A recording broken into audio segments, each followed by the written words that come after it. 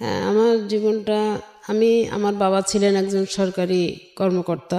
জি আমার ছোটবেলাটা, আমার জন্মস্থান খুলনাতে, এবং আমি কিছুটা সময় খুলনাতেই মানুষ হই। জি এরপরে বাবার চাকরির সূত্রে আমরা যশোরে আসি। আচ্ছা যশোরে আমার জীবনের বেশিরভাগ সময় কাটে এবং ওখানেই আমার বিয়েটা হয়। আচ্ছা তখন আমি ক্লাস 8-এ পড়ি। আচ্ছা। ওই সময় আমার বিয়ে হয়। বিয়ের পরেও আমি পড়াশোনাটা করে যাচ্ছিলাম। ক্লাস 8-এ পড়া অবস্থায় বিয়ে দিল কেন আপনাকে? আপনার বাবার অবস্থা কি ভালো ছিল না, আর্থিক অবস্থা? হ্যাঁ হ্যাঁ, বাবার অবস্থা ভালো ছিল, কিন্তু আসলে এখন তো বয়স হয়ে গেছে, তো কি বলবো, মানে তখন আর কি যেই বয়সটা আমার ছিল, তো যে কেউ দেখলে আর কি চোখে লাগতো মানুষের হয়তো। আচ্ছা আচ্ছা। তো আমার আব্বার এক ফ্রেন্ড, তার ভাইয়ের জন্যই সে আর কি আমাকে পছন্দ করে। তো আমার বাবা ওই সময় রাজি হয় না বিয়েটা দিতে।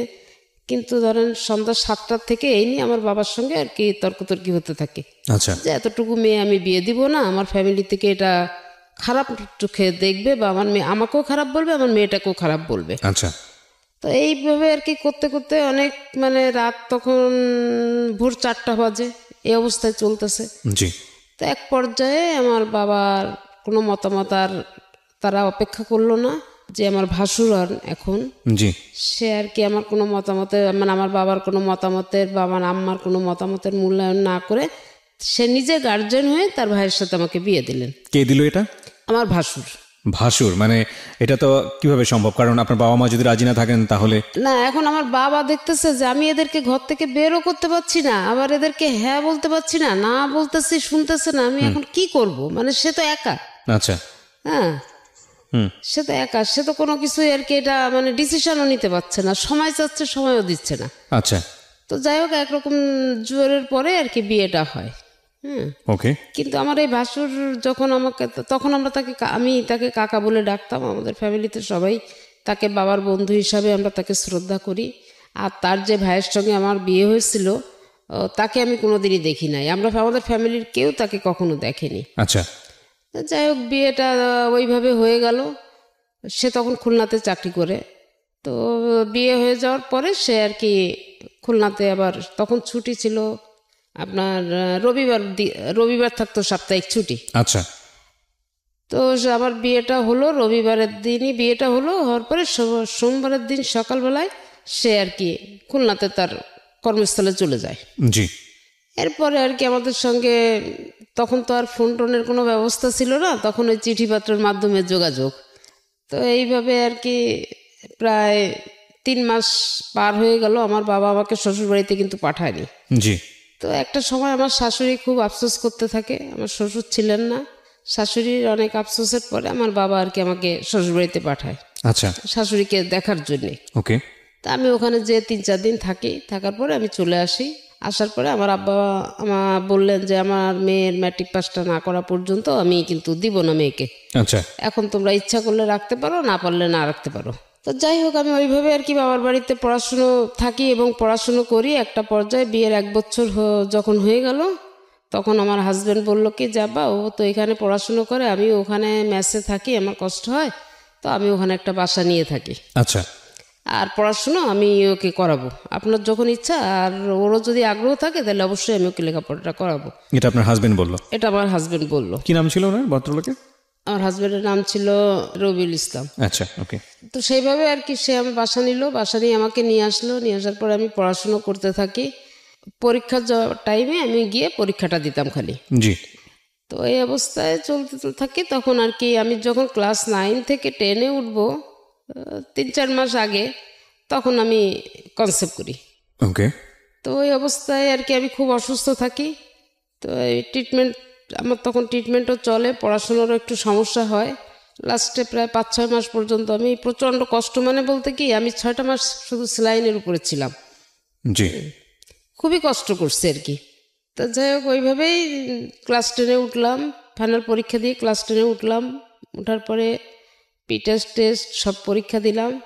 এরপরে আমার বাচ্চা যখন হলো, তারপরে আমি পরীক্ষাটা দিলাম। তখন বাচ্চার বয়স আমার 2-2.5 মাস হবে, জি ছোট বাচ্চা। তো আমাদের সময় আবার 2 শিফটে পরীক্ষা হতো, বাংলা ইংলিশটা 2 শিফটে পরীক্ষা হতো। ছেলে হলো না মেয়ে হলো? ছেলে। ওকে। 2 শিফটে পরীক্ষা। তো আমি যখন ফার্স্ট আওয়ারে পরীক্ষা দিতাম, সেকেন্ড আওয়ারে 1 ঘন্টা টিফিন আওয়ার থাকতো ওই সময়। বাচ্চাটাকে নিয়ে আমার দেবর আর আমার বোন আমার কাছে নিয়ে যেত বাচ্চাটাকে। আমি ও তখন বুকের দুধ খেত, আমি ওকে মানে বিষয়টা হচ্ছে সকালবেলা পরীক্ষা আর বিকেলবেলা পরীক্ষা, এর মাঝখানের সময়টা থেকে আপনি ব্রেস্ট ফিড করাতেন বাবুটাকে? হ্যাঁ ব্রেস্ট ফিড করাতাম। করানোর পরে তারপর ওকে খাইয়ে দিয়ে তারপরে আমি নিজে একটু টিফিন খেয়ে আবার সেকেন্ড টার্মের পরীক্ষা দিতে বসি, এসএসসি ফাইনাল পরীক্ষা। জি। তো যাই হোক, এইভাবে পড়াশোনার পরে আমি যখন ওই পরীক্ষাটা পরীক্ষা আমার যেদিনকে শুরু হলো সেদিনকেই আমার হাজবেন্ড খুলনাতে বাড়িতে কাজ জায়গা কেনা ছিল, বাড়িতে কাজে হাত দিল। খুলনার কোথায় এটা? সোনাডাঙ্গা মেইন রোড, নিউ মার্কেটের কাছে। ওকে। তো বাড়িতে কাজে হাত দিল, আমি পরীক্ষা দিয়ে আমার ফাইনাল ম্যাট্রিক পরীক্ষা শেষ হওয়ার পরে আমি একবারে যে বাড়িতে উঠলাম। আচ্ছা। এবং বাচ্চাটা আমার ছোটবেলার থেকে ওখানেই মানুষ। ওকে। ওখানে পড়াশোনা। বাড়িতে মানে কি নিজ বাড়িতে? নিজের বাড়িতে। আচ্ছা। তো কত সালে আপনাদের এই বাড়িটা হলো আনুমানিক? আমার বাড়িটা হলো তখন হচ্ছে আপনার ইনকমপ্লিট অবস্থায় আমি উঠছি, কিন্তু এটা কমপ্লিট করতে 87 সাল লাগছে। ঠিক আছে, বলেন। তারপরে যাই হোক, আমি ওইভাবে পড়াশোনা করতেছি। আমি কোনো পড়াশোনা যখন করে আমি বাড়িতে উঠলাম ছেলেটাকে নিয়ে, আমারও অনেক কষ্ট হয়ে যাচ্ছে। তো আমার হাজবেন্ড কাজের লোক রেখে দিল, সব কিছু আমার সাংসারিক দিক থেকে আমি কোনো কষ্ট আমাকে করতে দেয়নি। তো ছেলেটা যখন একটু 3.5 বছর বয়স হলো তখন আমি ওকে, আমার পাশে একটা স্কুল আছে মিশনারি স্কুল, আমি ওখানে ওকে ভর্তি করলাম। আচ্ছা। তো ওখানে ভর্তি করে ওকে দিয়ে আসতাম নিয়ে আসতাম। তো এইভাবে একটা পর্যায়ে ও যখন ক্লাস 2তে উঠলো তখন ওখানে ক্লাস 2 ফাইনাল পরীক্ষা হয়ে গেল। ক্লাস 3তে আমি ওকে খুলনা জেলা স্কুলে ভর্তি করি। টেস্ট দেওয়া হলো, টেস্টে অ্যালাউ হলো, তারপরে আমি ওকে ওখানে ভর্তি করি।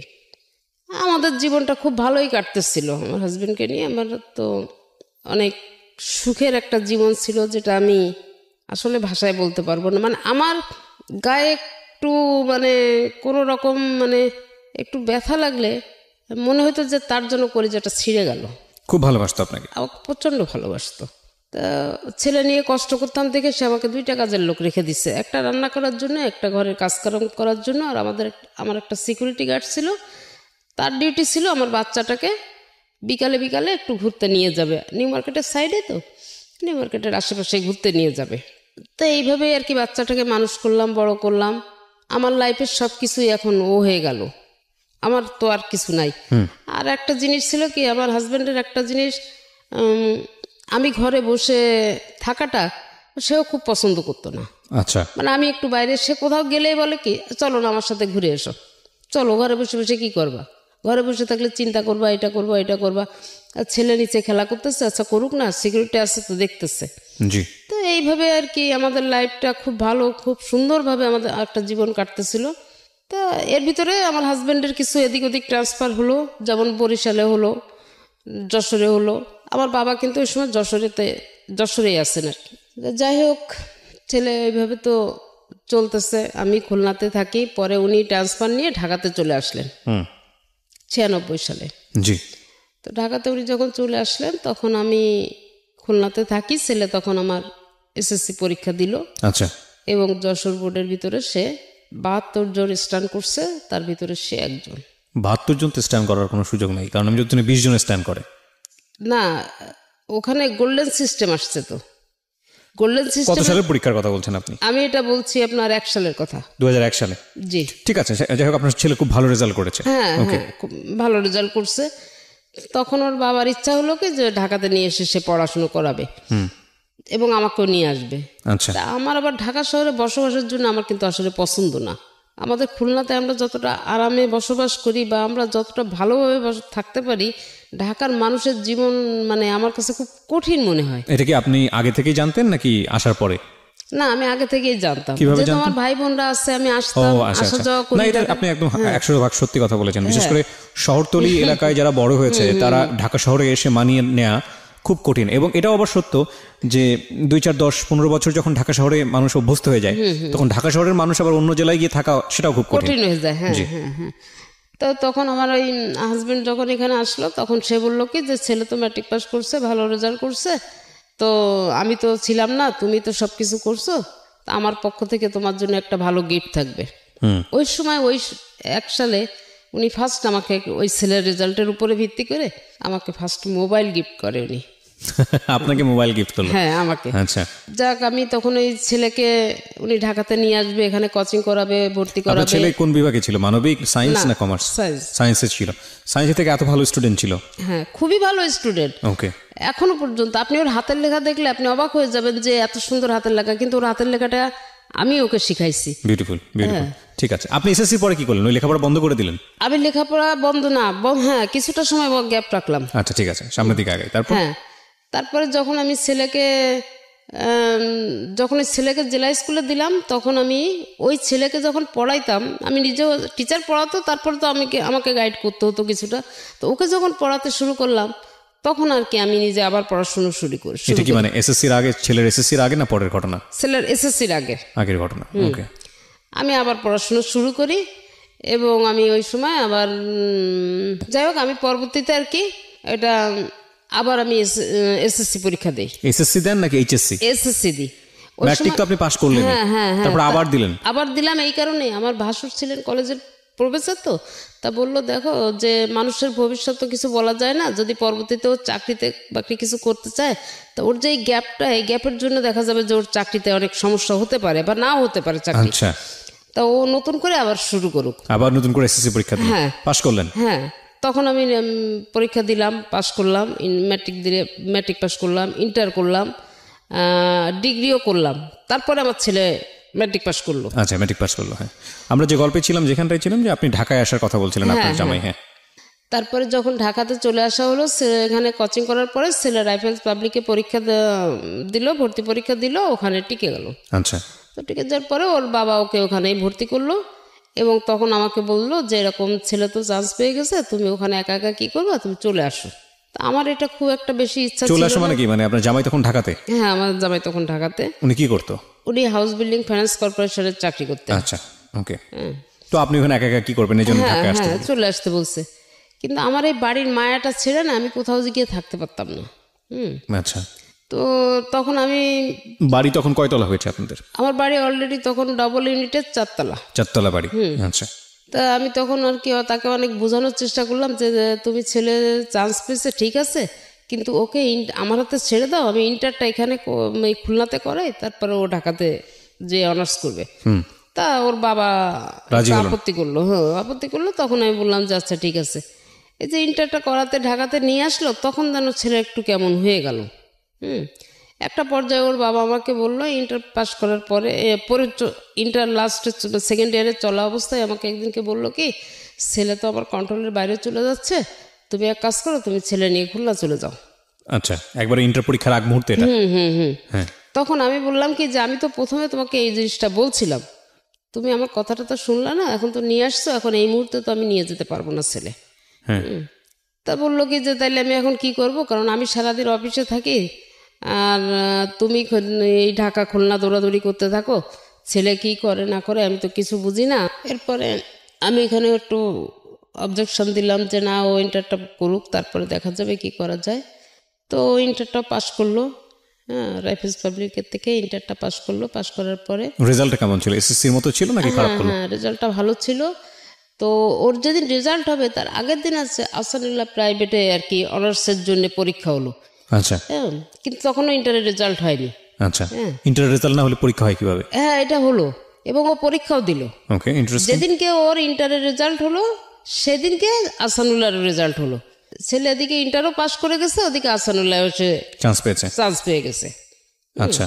তো এটা যখন হলো তখন আর কি সেইভাবে ওকে ভর্তি করার জন্য সব ব্যবস্থা করা হলো এবং ভর্তি করে। আহসানুল্লাহতে কেন ভর্তি করার চেষ্টা করছিলেন আপনারা? এটা আমার ভাই হচ্ছে, সাধারণত তো পাবলিকে সবাই ট্রাই করে প্রথমে, পাবলিক বিশ্ববিদ্যালয়গুলোতে। হ্যাঁ, কিন্তু ওর বাবার ইচ্ছা ছিল যে, ওরা বাবার একটা ধারণা ছিল কি যে মনে হয় প্রাইভেটে পড়াশুনো ভালো হয়। ওকে, এইটা আর কি। ওকে। তা যাই হোক, সেটাই আর কি করছে। করার পরে ওখানে ওর বাবা আরও বেশিরভাগটা সময় এখানে থাকতো আর আমি খুলনাতে। এর মধ্যে আবার আমার একটা চাকরি হয়ে যায়। একটা চাকরি হয়, আমার পোস্টিংটা, আমি তো খুলনার থেকে অ্যাপ্লাই করি চাকরির জন্য, তো ওখানে আমার পোস্টিংটাও খুলনাতে হয়ে যায়। তো আমি তখন খুলনাতে। কিসের চাকরি ছিল এটা? এটা ছিল ওই যে Bangladesh legal aid and services trust, ব্লাস্টের। তো আমার চাকরিটা ওখানে হয়। আমি কিভাবে জয়েন করলেন ওখানে? আমি ওখানে কোঅর্ডিনেটর। ওকে। তো তা আমি ওখানে আর কি জয়েন করি। আর বাবা ছেলে ঢাকাতেই থাকে। আমার ওখানে চাকরির বয়স যখন আমার 1 বছর হলো, তখন আর কি আমি প্রতি মাসের 7 বা 8 তারিখে আমি ওই খুলনা থেকে আমার রিপোর্ট নিয়ে আমার হেড অফিসে আসতে হতো। আচ্ছা, তো আমি সেইভাবে আসবো। তো হঠাৎ করে 4 তারিখে আমি আসি, 7-8 তারিখে আমাকে 4 তারিখে, জুন মাসের 4 তারিখে আমাকে ফোন করে বলতেছে যে আমার না শরীরটা ভালো না, তুমি একটু তাড়াতাড়ি চলে এসো। আপনার জামাই বলছে?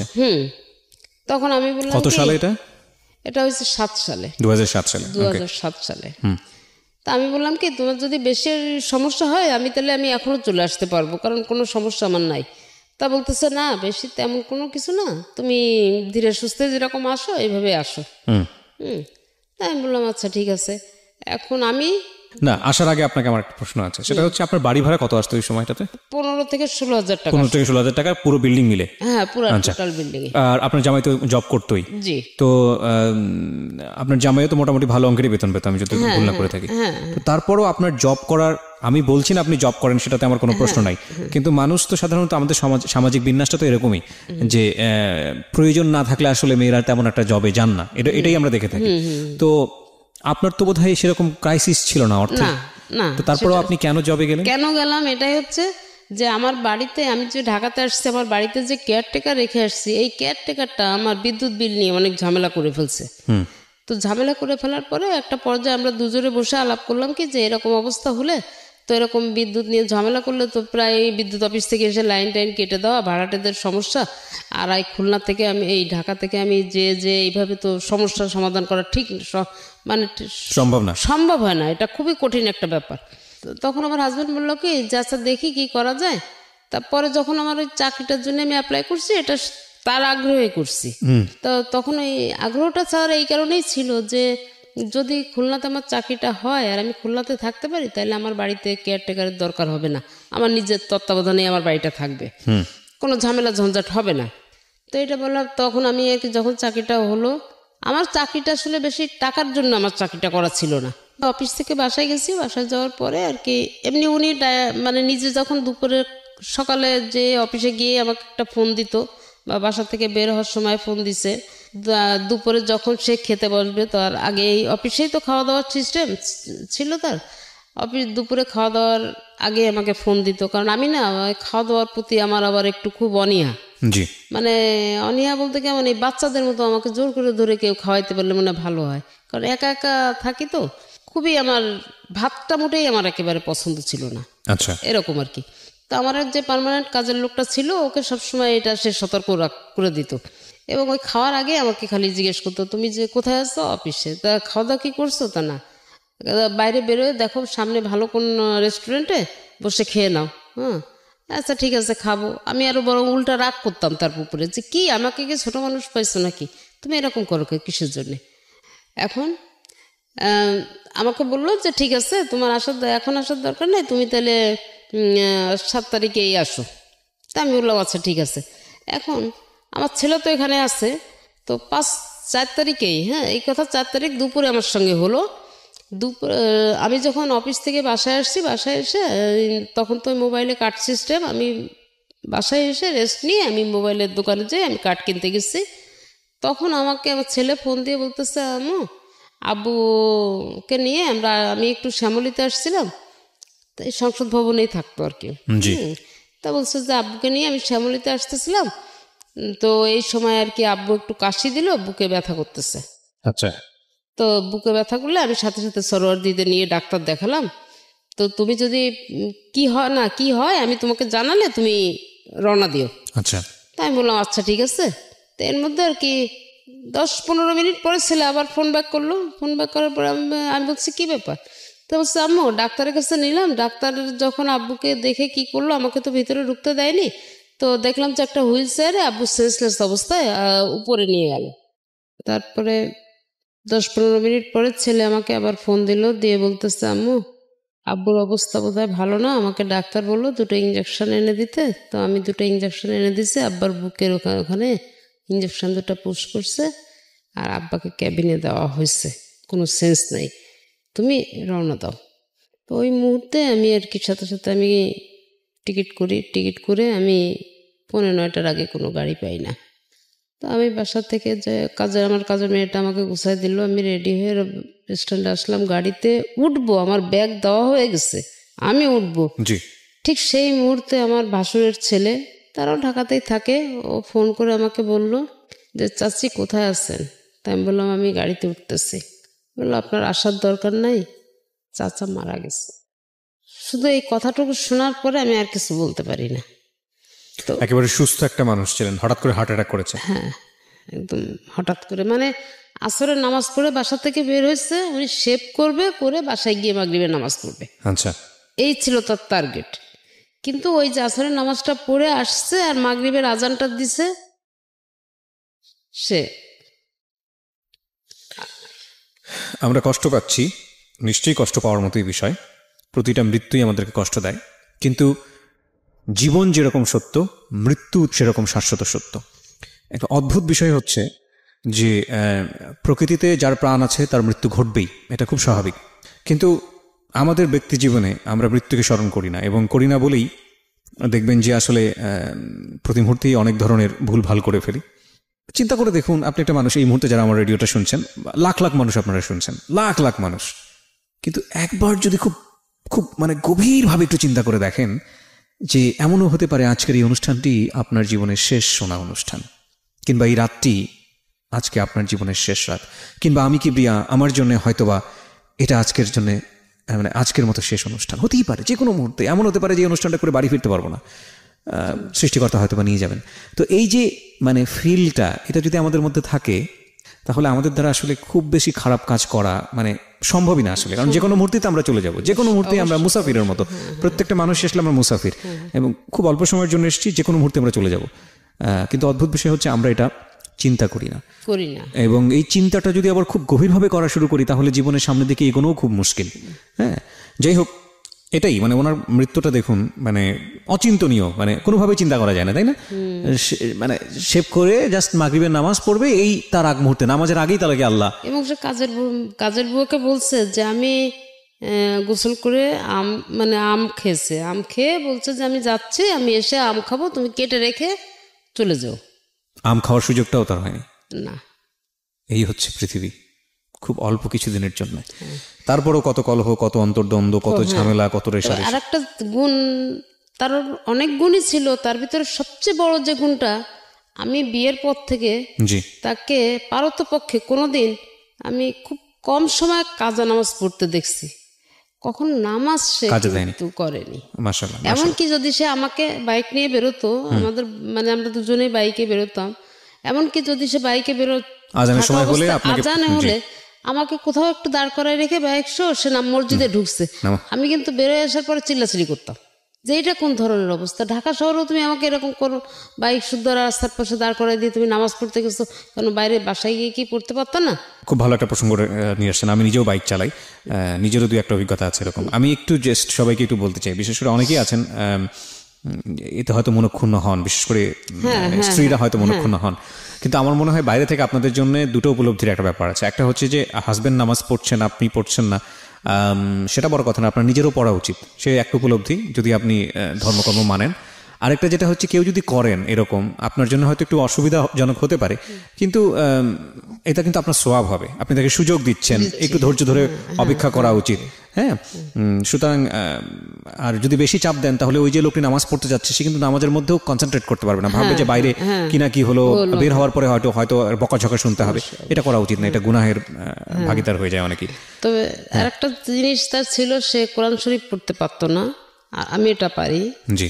তো সে ওই যে আমপারা বলে, যেটা কোরআন শরীফ পড়ার আগে প্রথম যে আমাদের শেখার জন্য ওই বইটা সে কিনে আমার কাছে অনেক সময় বসতো পড়তে।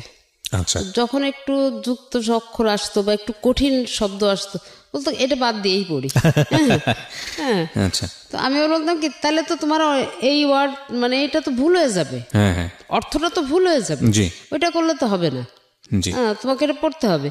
তো সে চেষ্টা করতো আর কি আমার কাছে বসে এটা পড়ার। কোরআন শরীফটা আসলে যারা পড়েন তারা তো বিশেষ সওয়াবের অধিকারী হন। আর আরেকটা বিষয় যেটা হচ্ছে, বুঝে পড়া উচিত, যেই পড়ছেন অবশ্যই এটা অবশ্যই বুঝে পড়া। আমাদের কিন্তু একটা রেওয়াজ আছে, আমরা দেখবো যে সকালবেলা উঠে সবাই কোরআন শরীফ তেলাওয়াত করছেন, তেলাওয়াতে তো একটা সওয়াব আছেন, কিন্তু যদি বুঝে পড়া যায় এবং সেটা যদি ব্যক্তি জীবনে আমল করে সেটা অনেক বেশি উপকারী।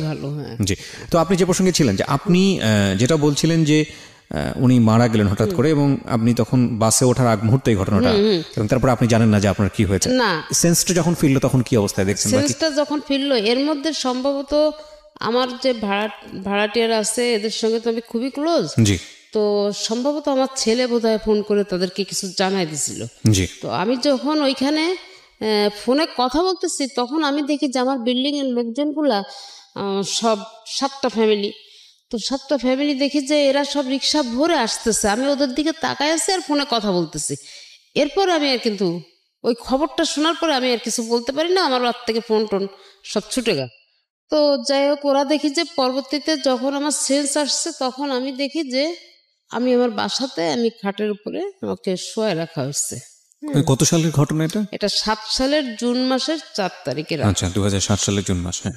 তো ওইভাবে আর কি রাতটা ওখানে বাড়িতে আমার বাড়িতে আমি কাটাই। এদিকে আমার ভাই বোন যারা আছে তারা সবাই মিলে, ছেলে সহ ভাই বোন সবাই মিলে তার ডেড বডি গ্রামের বাড়ি আমার যশোরে শ্বশুর বাড়ি, ওখানে নিয়ে যায়। আপনি কি ওই সময় যাননি? আমি রাতে যাইনি, আমি ভোরবেলা উঠে, মানে এরা তো ঢাকা থেকে লাশ নিয়ে যাবে, আমাকে ছেলে বললো কি তুমি ভোরে রওনা দিও। আচ্ছা। আর ওর ফ্রেন্ডদেরকে বলে রাখছে যে এরকম তোরা মাইক্রো ভাড়া করে আম্মুকে গাড়িতে উঠাই দিস, আর সাথে কে কে আসতে চায় তাদেরকে দিয়ে মোটামুটি গাড়িটা রওনা করে দিস, আমি এখান থেকে আম্মুকে নামাই নিব। জি। তো সেইভাবে আমরা। আপনার ছেলে তখন কিসে পড়ছে? হাসানুল্লাহতে? হ্যাঁ হ্যাঁ। আচ্ছা। তো তখন আর কি আমি চলে, আমার মা, আম্মা, আমি এবং আমার ওখানে আশেপাশে আরও এক অফিস কলিগ 5 জন আছে, তারা ভাড়াটিয়া সবাই মিলে মোটামুটি 2টা মাইক্রো নিয়ে আমরা বাড়িতে আসি, যশোরে আসি। জি। আসার পরে আমি যখন বাড়িতে আসি ওই গাড়িতেই আমি সেন্সলেস হয়ে যাই আর কি। যখন আমাদের বাড়ির রোডটা ঢুকে না তখনই আমি সেন্সলেস। তো ওই অবস্থায় আমাকে বাড়িতে ঢুকানোর পরে কিভাবে কি করছে না করছে আমি জানি না। তো যখন আমার সেন্স আসলো আমাকে ধরে নিয়ে আমাদের উঠানের ভিতরে নিয়ে গেল, দেখলাম আমার হাজবেন্ডকে তখন গোসল করাচ্ছে। আমাকে পাশে একটা চেয়ার দিল, আমি বসলাম, তাকে গোসল করাচ্ছে, কিন্তু আমি কোনো কথা বলতে পারছিলাম না। তো গোসল করানোর হয়ে গেল, কাপড় টাপড় আমার সামনেই কাপড় টাপড় পরালো, সব কিছুই করলো। এরপরে তাকে যখন তার লাশটা নিয়ে ওখান থেকে সরাই নিল, নিয়ে মসজিদের কাছে রাখলো, আমাদের পারিবারিক মসজিদ, পারিবারিক গোরস্থান। তো মসজিদের কাছে যখন রাখছে তখন প্রচণ্ড একটা ঝড় আসলো, বৃষ্টি না, এত পরিমাণ একটা বাতাস আসলো যে কেমন যেন তোলপাড় হয়ে গেল, মানে 2-5 মিনিটের ভিতরে। তখন এই খাটিয়াটাকে মসজিদের ভিতরে নিয়ে রাখছে। তারপরে যখন ঝড়টা কমলো তখন তাকে বাইরে নিয়ে আসা হলো জানাজার জন্যে। তা আমাকে নাকি ওখানে নিয়ে গেছিল তাকে দেখানোর জন্যে, কিন্তু আমি দেখতে পারি নাই, মানে আমার সেন্স ছিল না। বুঝতে পেরেছি, মানে আমি দেখতে পারি নাই। তো ওই অবস্থায় আমাকে ওখানে একটু রাখলো, কিছুক্ষণ পরে আমাকে আবার ঘরে নিয়ে আসা হলো, পরে জানাজা হলো, মাটি হলো, সব কিছুই হয়ে গেল। এরপরে 3 দিন পরে আমি বাড়িতে সব মিলাট টিলাট দিয়ে আমরা সুস্থভাবে আমি খুলনাতে আবার ফিরে আসি। যেদিন আমি খুলনাতে ফিরে আসি ওই দিনকে রাতে আমার ফিরে আসার ব্রেন স্ট্রোক না, মাইন্ড স্ট্রোক করে। আচ্ছা, মাইল্ড স্ট্রোক, যেটাই হোক না ব্রেন ছিল। হ্যাঁ, স্ট্রোক করে। তো রাত 12টার পরে ঘটনা ঘটে। তো আমার একটা ভাড়াটিয়া ছিল অল্প বয়সী, তো ছেলেটা ও আবার আমাদের ওখানের একটা ক্লিনিকের চাকরি করে। জি। ও তাড়াতাড়ি করলো কি, ওইটা হচ্ছে গিয়ে অ্যাম্বুলেন্স খবর দিয়ে আমাকে সাথে সাথে হার্টের একটা ডাক্তার ওনার ক্লিনিকে নিয়ে গেল। নিয়ে ওখানে 2 দিন রাখা হলো। রাখার পরে আমি যখন একটু সুস্থ হয়ে কথা বলতে পারছি তখন খালি একটা কথাই বললাম যে আমাকে বাসায় নিয়ে চলো, আমি এখানে থাকবো না, আমাকে বাসায় নিয়ে চলো। মানে আমি বাসায় আসার জন্য খুব অস্থির। তখন আমাকে বাসায় নিয়ে আসলো। এই আস্তে আস্তে আস্তে আস্তে আমি চাকরিটাও ছেড়ে দিলাম। আমি কিন্তু ওই মুহূর্তেই চাকরিটা ছেড়ে দিলাম। চাকরিটা ছেড়ে দিয়ে আমি ওইভাবেই আসি। মানে আমি যেন কেমন একটা হয়ে যাচ্ছি তখন থেকে। আচ্ছা, আমার ভিতরে আস্তে আস্তে পরিবর্তনটা আসতে শুরু করে, এবং পরিবর্তনটা আস্তে আস্তে তখন আমি দেখি কি যে আমার ছেলেটাও যেন কেমন হয়ে যাচ্ছে। তখন চিন্তা করলাম যে আমি তো গেলাম, ছেলেটাও নষ্ট হয়ে যাচ্ছে, নষ্ট হয়ে যাবে। এইভাবে ঘরের ভিতরে সারাদিন দরজা আটকায় দিয়ে যে খাওয়া নেই দাওয়া নেই পড়ে আসছে খুলনাতেই। তা আমার আম্মাকে বললাম যে মা তুমি আসো আমার কাছে, নাহলে তো আমি পাচ্ছি না। তা আম্মা আমার কাছে অনেক দিন ছিল আর কি। তো থাকার পরে যাই হোক ওই রান্না বান্না করতো বা ছেলেটাকে একটু খাওয়াইতো, আমাকে ওরকম খাওয়ার কথা বললে আমি চিলাচিলি করে উঠতাম। তো এইভাবে আর কি আমাদের মোটামুটি যাচ্ছে। তখন আর কি ওই যে আমার 3 তলা ভাড়াটি আছে, জি, এই করছে ওই 3 তলাতে থাকে। তখন আর কি ওই ছেলের ওই অবস্থা দেখে আমাকে একদিনকে বলতেছে, আচ্ছা ছেলেটা এই অবস্থা, ছেলেটার তো আসলে পাগল টাগল হয়ে যাবে, তা ওকে একটা কাজ কামে তো দিতে পারতেন। তাই আমি বললাম ভাই আমার এখন ওই ধরনের মন মানসিকতা নাই যে আমি ওকে কাজে দিব, এখন আমি নিজেই চলতে পারছি না, তো আর একটু সুস্থ হই তারপরে দেখি চিন্তা ভাবনা করবো। আচ্ছা, তখন ওই মুহূর্তে উনি বলতেছে আমার অফিসের ম্যানেজারটা চলে গেছে, তা আমার অফিসে কেউ একটু কাজ করবে। আমি বললাম যে ঠিক আছে আপনি ওর সাথে একটু কথা বলেন। তখন আর কি ওকে ডাক দিলাম, ও আসার পরে ওর সঙ্গে কথা বললো। তো ও বললো ঠিক আছে কাকু, আমি আপনার অফিসের যে কয়দিনের সমস্যা আমি করে দেই। না কিন্তু ওর তো লেখাপড়া করার কথা তখন। কিন্তু ও লেখাপড়া ছেড়ে দিল, বাবার মৃত্যুর পর লেখাপড়া ছেড়ে দিল। এটা তো একবারেই মানে আমার কাছে বেমানান ঠেকছে। এত ভালো স্টুডেন্ট হঠাৎ করে লেখাপড়া কেন ছেড়ে দেবে? তখন আমি ওই তো এই যে কাজের ভিতরে তখন আমি ওকে বুঝাতে লাগলাম যে তুমি না আর যাই করো তুমি লেখাপড়াটা করো। তো অনেক ওই গ্যাপ দিল, মানে একটু গ্যাপ গেল, গ্যাপ যাওয়ার পরে অনেক বুঝাতে বুঝাতে তখন ও আবার আমাকে উল্টা বুঝাতে লাগলো। কি বুঝাতো? সবাইকে দিয়ে সবকিছু হয় না। হ্যাঁ, আমার পড়াশুনো করতে এখন আর ভালো লাগে না, একটা সময় ভালো লাগছে, এখন ভালো লাগে না, তুমি কেন আমাকে জোর করো? হ্যাঁ, আচ্ছা দেখি দেখবো, তুমি বলতেছো যখন আমি চিন্তা করে দেখবোই করব। পরে যাই হোক এইভাবে আর কি মোটামুটি অনেক কষ্ট করে আমি অনেক চাপের মুখে রেখে ভালোবেসে বুকে জোকে আদর যত্ন যাই করার পুরে টুরে মোটামুটি অনার্সটা করাই দিলাম। ওকে, অনার্সটা করলাম, করার পরে এখন ওই অফিসে কাজে গেল না, ওখান থেকেই আর কি কাজকাম করতো, কি টাকা পয়সা পাইতো না পাইতো এটা কখনো আমার কাছে বলতো না, দিত না। আর আমি এটা জিজ্ঞাসা করলে বলতো কি যে জাস্ট ম্যানেজার নাই, আমি একটু কাজ করে দিচ্ছি, সে কিছু দিলে দিল না দিলে না দিল, আম্মু এটা নিয়ে তোমার কোনো টেনশন করার দরকার নেই। তাই বললাম আচ্ছা ঠিক আছে।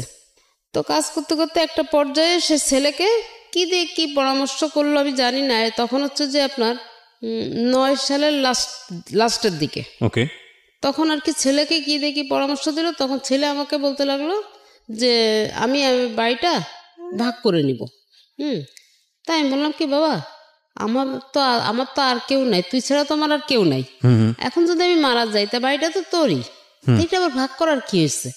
তা বললো যে না আমার অংশ আমি ভাগ করে নিব। তাই আমি বললাম যে বোঝানোর পরে অনেক কিছুই বুঝালাম, কিন্তু কোনো কথাই সে শুনতে চায় না। তো লাস্টে যখন আমাকে কোনো রকম কিছু করতে পারলো না, তখন আমার ওয়ার্ড কমিশনারের কাছে গেল। আচ্ছা, ওয়ার্ড কমিশনারকে গিয়ে বললো, তখন ওয়ার্ড কমিশনার আমাকে ডাকলো, ডেকে আমাকে বলতেছে আপা ছেলে তো এরকম উল্টাপাল্টা কথাবার্তা বলতেছে, এটা আমি কি করব? তাই আমি বললাম কি আচ্ছা ভাই এসব ঝামেলা না করে দেখেন যদি মিউচুয়াল করতে পারেন ভালো, না পারলে আপনি ও যেটা বলতেছে সেটা করে দেন, আমার তো মন মানসিকতা এখন ভালো না, আমি এটার বিষয়ে আর কোনো কথা বলতে চাই না। তখন ওই আমার ছেলে এরা সবাই একসাথে হয়ে কমিশনারের কাছে গেল।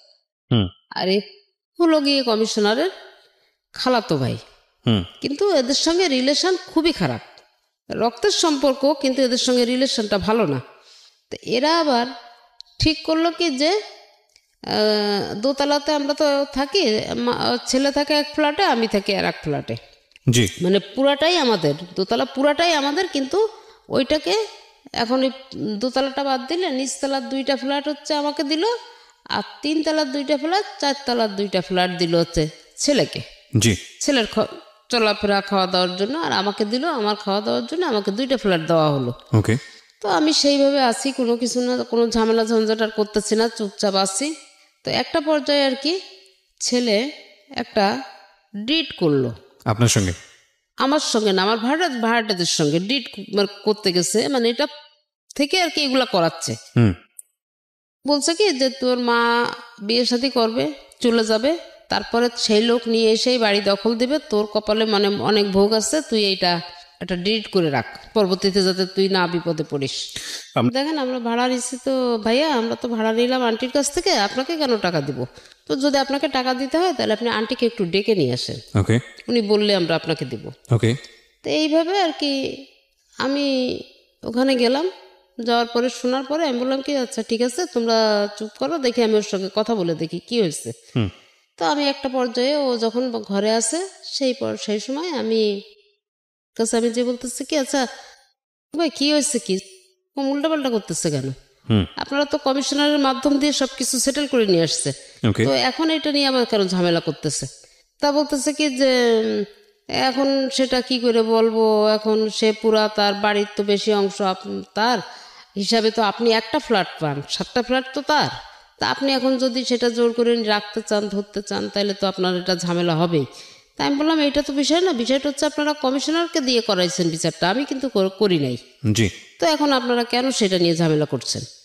তো এক পর্যায়ে ওনার কাছ থেকে শোনার পরে ওনার কথাবার্তার ভাবভঙ্গি আমার কাছে ভালো লাগেনি, না লাগাতে আমি এসে ছেলের ঘরে ঢুকলাম। ঢুকে আমি ছেলেকে বললাম যে আচ্ছা তোর কি সমস্যা বলতো আমাকে, তোর যদি কোনো সমস্যা থাকে সেটা তুই আমার সাথে বল, কিন্তু কেন তুই ভাড়াটাদের কাছে গিয়ে সমস্ত বলে নিজেকে ছোট করতেছিস? জি। তো বলার সাথে সাথে ও আমাকে আমাকে একদম ডাইরেক্ট একদম এইভাবে ওরকম খাটে বসা, আমি এরকম দাঁড়ানোর সামনে, তো এই কথাটা বলার সাথে সাথে আমাকে বলতেছে কি তুই আমার ঘরে ঢুকছিস কি জন্যে, তুই আমার ঘর থেকে বের হ। তাই আমি বললাম কি হ্যাঁ আমি তোর ঘরে থাকতে আসিনি, আমি তোর ঘর থেকে বের হব, কিন্তু আমার প্রশ্নটার উত্তর দিয়ে দে, আমি চলে যাচ্ছি। তা বলতেছে আমি যদি তোর প্রশ্নের উত্তর না দিই তুই আমার কি করবি? তাই আমি বললাম এইটা কোন ধরনের কথা, তোকে লেখাপড়া শিখাইছি, তোকে শিক্ষিত করছি, তোর মুখ থেকে এরকম ভাষা তো আমি কখনো আশা করি নাই। তুই জন্মের পর থেকে তোর সোনার চামচ মুখে নিয়ে তুই জন্ম নিচ্ছিস এক কথা বলতে গেলে, আজকে তুই কি ধরনের ভাষা ব্যবহার করতেছিস হ্যাঁ আমার সাথে? তো এই কথা বলার সাথে বলতেছে কি তোর কাছে কি আমাকে কৈফিয়ত দিতে হবে নাকি? তো বলে আমাকে গলাটা ধরে একটা ধাক্কা দিয়ে একটা ঘরের ভিতরে ওই ফার্নিচারের ফাঁকা একটা চিপার মতন ওইটার ভিতরে ফেলে দিছে। ও কি বলেন? মানে এই ফার্স্ট আমার গায়ে হাত দিল, আমার গলাটা ধরে একটা এইভাবে ধাক্কা দিল, আর আমি একটা চিপার মধ্যে ঢুকে গেলাম, মানে যেখানে একটা ড্রেসিং টেবিল, একটা রিডিং টেবিল, মাঝখানে হ্যাঁ এতটুকু ফাঁকা, এর মধ্যে পড়ে গেলাম। পড়ে যাওয়ার পরে আমি আর উঠতে পারছি না ওখান থেকে। তো যাই হোক অনেক কষ্ট করে আমি খুব চেষ্টা করে আমি আর কি উঠলাম ওখান থেকে। ওঠার পরে আমি উঠে ওকে ঠাস করে একটা চড় লাগাই দিলাম।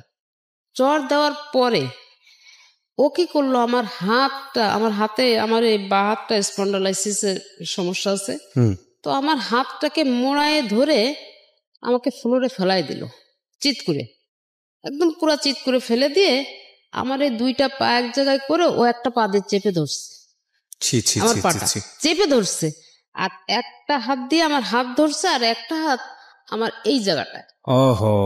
মানে আমার জিভ অলরেডি বের হয়ে গেছে, মানে আমার মনে হচ্ছে কি এই মুহূর্তে আমি শেষ, এখন আমি যে কোনো রকম নিজেকে ওর কাছ থেকে ছাড়াই নিব আমি এরকম কোনো সুযোগ পাচ্ছি না।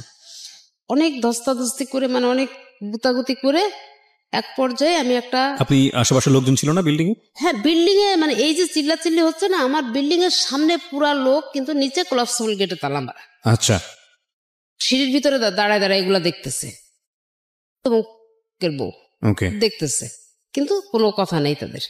আর বিল্ডিং এর লোকজন ওই একটু ডেয়ারিং টাইপের, মানে সত্যি কথা বলতে একদম আমি ক্লিয়ার যেটা বলবো সেটা হচ্ছে একটা সন্ত্রাসী, খুলনা শহরের সন্ত্রাসীদের ভিতরে সে একজন, এর পাল্লায় পড়ছে এই ছেলে। তো যাই হোক আমি এখন ওইখান থেকে তো কোনো রকম তো ওকে লাথি মানে অনেক চেষ্টা করে মোটামুটি একটু উঠলাম। তো আমি ওখান থেকে কোনো রকম ওকে ধাক্কাধাক্কি দিয়ে মানে একটু ছাড়াই আমি উঠলাম। উঠার পরে ও আমার হাত 2টা মোড়ায় পিছনে নিয়ে গেল, নিয়ে আমাকে ওর ঘরের থেকে আমার পিছনে ঘাড়ে হাত দিয়ে ধাক্কা দিতে দিতে ওর ঘর থেকে বারান্দায় বের করে নিয়ে আসছে। নিয়ে এসে আমার এখানে একটা ঘুষি মারছে, চোখের মাঝখানে। হ্যাঁ ঠিক এই জায়গাটা একটা ঘুষি দেওয়ার সাথে সাথে আমার যে নাক দিয়ে রক্ত পড়তেছে না, মুখ দিয়ে পড়তেছে না, চোখ দিয়ে পড়তেছে, আমি কিছু বলতে পারবো না। লোকজন রাস্তায় সব জমা হয়ে আছে, সবাই দেখতেছে। মানে সে দৃশ্য, মানে আমি সেই মুহূর্তে আমার খুব মানে অবস্থা খুবই খারাপ ছিল, কিন্তু আজকে না এসব কথা বলতে আমার চোখে কোনো পানি আসে না। এক্স্যাক্টলি, আমি সেটাই চিন্তা করছিলাম যে আপনার পানি আসে না, আমার চোখে পানি আসছে না। আমি মাফ করবেন, আমি একটু ইন্টারাপ্ট করছি আপনাকে। পৃথিবীর সবচাইতে দুর্ভাগা সন্তানের কথা আমি এই মুহূর্তে শুনছি। আমার শুধু এতটুকুই বলার আছে। আমি ডেফিনেটলি শিওর যে হয়তো আপনি অনুষ্ঠানটা শুনছেন। আপনি ধরেন আপনার মা যেটা বলে গেল সে অপরাধগুলো করেননি, কিন্তু ধরেন আপনি আপনার জায়গা থেকে অনেক কিছু বলার আছে, আপনার মা অনেক অপরাধ করেছে আপনার সাথে। আপনি যদি ধর্ম মানেন, ধর্ম তো একটা আছেই, যদি সামাজিকতা মানেন, যদি এথিক্স মানেন, যদি কিছুই না মানেন, শুধু মানবিকতা মানেন, হ্যাঁ, তাহলেও আমি বলবো যে সবচেয়ে অভাগা হচ্ছেন আপনি। যার পেটে বড় হয়েছেন, দুনিয়ার মুখ দেখেছেন যার জন্যে, যা রক্ত মাংস খেয়ে বড় হয়েছেন, যে আপনাকে কষ্ট করে বড় করেছে, সে যদি সারা জীবনও আপনাকে পেটাতো, এটা আপনার জন্য আশীর্বাদ। তার গায়ে হাত তুলেছেন মানে হচ্ছে আপনার নাই, আপনার আর কিছু নাই, আপনার না আছে ইহকাল, না আছে পরকাল, আপনি তো ওখানেই শেষ। মানে কত বড় পাপী যে আপনি। আপনার মা এই কথা বলছে এখানে এই অনুষ্ঠানে এসে, লাখ লাখ মানুষ সাক্ষী হয়ে যাচ্ছে আজকের এই অনুষ্ঠানে। আল্লাহ আপনাকে মাফ করুক, আমি জানি না মাফ করবে কিনা, মাফ করা উচিত কিনা। যে মানুষের, আপনি লেখাপড়া করেছেন, আপনি শিক্ষিত একজন মানুষ, এসএসসি ইন্টার পর্যন্ত পড়াশোনা করেছেন, হ্যাঁ, আপনার অনার্সটাও শুনলাম পড়াশোনা করেছেন আপনি। ধরেন আপনার মা অপরাধী, আপনার দিক থেকে ভয়াবহ রকমের অপরাধী, হোক সে অপরাধী, কিন্তু ওই যে একটা কথা আছে না যে এক ধার দুধের দাম শোধ করা যায় না সারা জীবন গায়ের চামড়া করে দিলে। আপনি যা করেছেন সেটা মুখে আনার মতো নয়। এখন থেকে শুরু করে যদি সারা রাত ধরে আপনার এগেনিস্ট আমি বলি এই অনুষ্ঠানে, যদি শেষ না হয় এই অনুষ্ঠান, আমার মনে হয় আমি বলে শেষ করতে পারবো না যে আপনি কত বড় অপরাধ করেছেন, ভয়ানক রকমের অপরাধী। আমি এই উপলব্ধিটা আপনার মৃত্যুর আগে আসা উচিত, অবশ্যই আসা উচিত। এবং আমি জানি না আপনি বাবা কিনা, গল্প সামনের দিকে এগুলো বুঝতে পারবেন যে সন্তানের হাতে যদি কখনো মার খান, এর চাইতে কষ্টকর, এর চেয়ে জাহান্নাম ভালো। মানে এই ভদ্রমহিলার জীবনে কত বড় পাপ করেছিল জানি না, যে কারণে ভদ্রমহিলাকে এরকম একটা টাইম ফেস করতে হয়েছে। আজকের এই অনুষ্ঠান যারা শুনছেন, ওনাদের লাইফে তো ঘটনা একটা ঘটে গেছে, কারো লাইফে যাতে না ঘটে। হ্যাঁ, আমি এরকম অনেক গল্প পেয়েছি। আমি একটা সময় একটা রেডিওতে একটা অনুষ্ঠান করতাম, অনুষ্ঠানের নামটা আমি মেনশন করবো না, সেটা এইখানকার রেডিও অনুষ্ঠানের এথিক্স থেকে যায় না। সেখানে আমি পেয়েছিলাম যে সন্তান হয়ে বাবাকে খুন করেছে।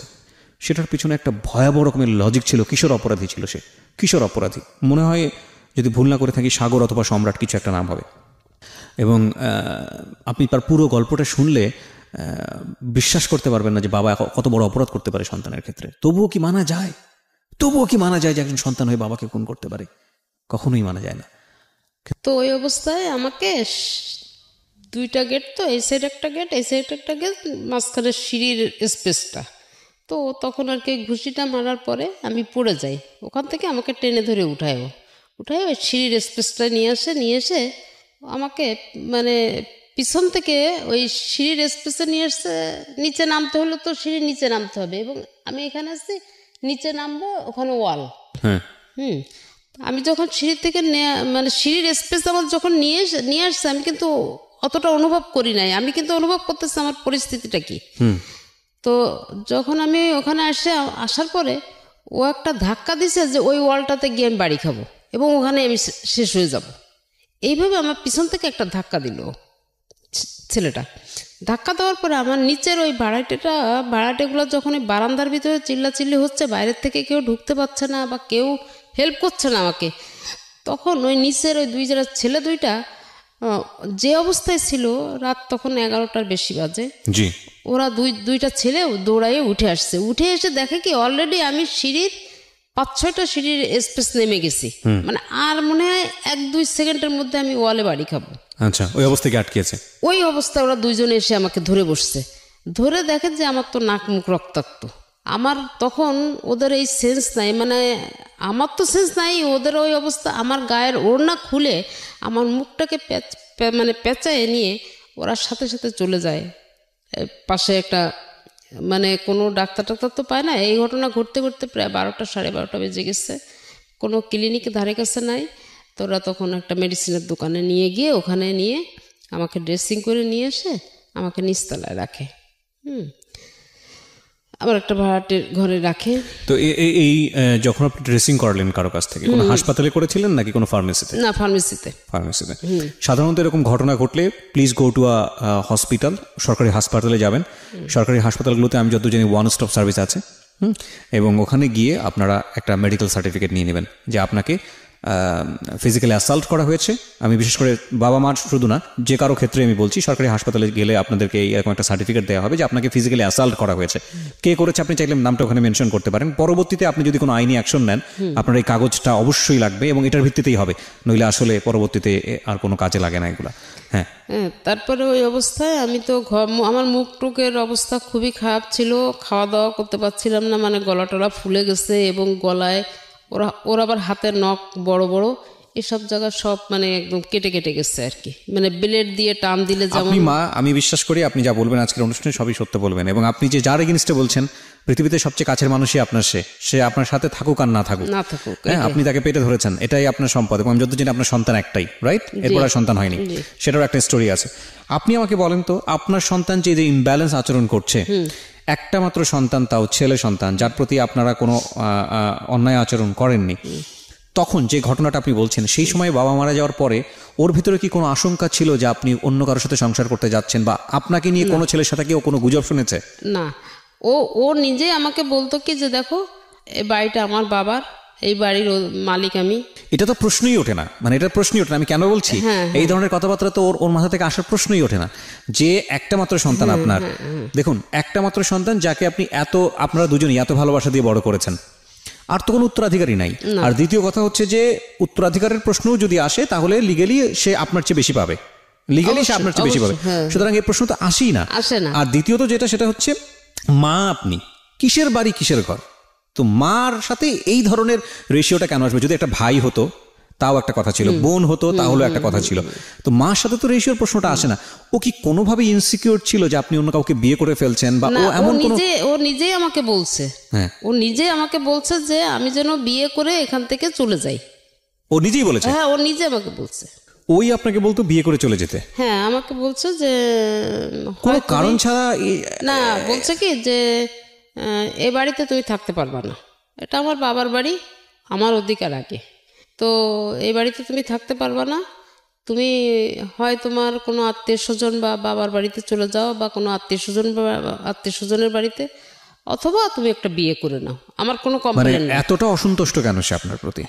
এইটা হয়েছে কি, এই অসন্তোষটা হয়েছে এই যে নামের যে লোকটার কথা আমি বলছি, এর সঙ্গে এতটাই ও ক্লোজ হয়ে গেল যে ও আমার ঘরের থেকে খাওয়া বন্ধ করে দিল। তো আপনি এই লোকটাকে বাসায় রাখছিলেন কেন? বের করে দিচ্ছিলেন না কেন? আমি এই লোকটাকে নামানোর জন্য বহুত চেষ্টা করছি, এবং লাস্ট আমার কেএমপি থেকে শুরু করে, মানে খুলনা পুলিশ কমিশনারের কার্যালয় থেকে শুরু করে আমি প্রত্যেকটা প্রশাসনের সহযোগিতা চাইছি এবং দরখাস্ত করছি, এবং তাদের কাছ থেকে সিগনেচার নিচ্ছি যে অবৈধভাবে সে আমার বাড়িতে বসবাস করছে, আমার ঘর ভাড়া দিচ্ছে না, নানাভাবে নির্যাতন করছে, আমার ছেলেটাকে সে অ্যাডিক্টেড করে ফেলছে, এইভাবে আমি দিছি, কিন্তু কাজ হয়নি, কোনো কাজ হয় না, কোনো কাজ। আমি প্রশাসনের কাছ থেকে আমি হারাম বলতে আমি এতটুকু উপকার পাই নাই, একমাত্র র‍্যাব 6 ছাড়া। ওনারা আপনাকে হেল্প করেছে? শুধু ওনারাই আমাকে হেল্প করছে, এবং সেটা লাস্ট মোমেন্টে এসে আমার মাথায় কেন যে এই বুদ্ধিটা খেলছিল। আচ্ছা, ফাইনাল ক্রোনোলজিক্যালি যাব, স্টেপ বাই স্টেপ যাব, গল্পটা সামনের দিকে এগোতে চাই। প্রিয় শ্রোতা, আমরা যেই ভয়াবহ রকমের একটা অভিযোগ মা তার সন্তানের এগেনস্টে করছেন আজকে এখানে এসে, ঠিক অভিযোগ বলবো না, তার জীবন গল্প সেখানে বলতে এসেছেন, কারণ আজকের এই অনুষ্ঠান বলার পরে কিন্তু সে কারো কাছ থেকে বিচার চাইবে না। সে গল্পটা কেন বলতে এসছে সে প্রশ্নটা আমি পরে করব।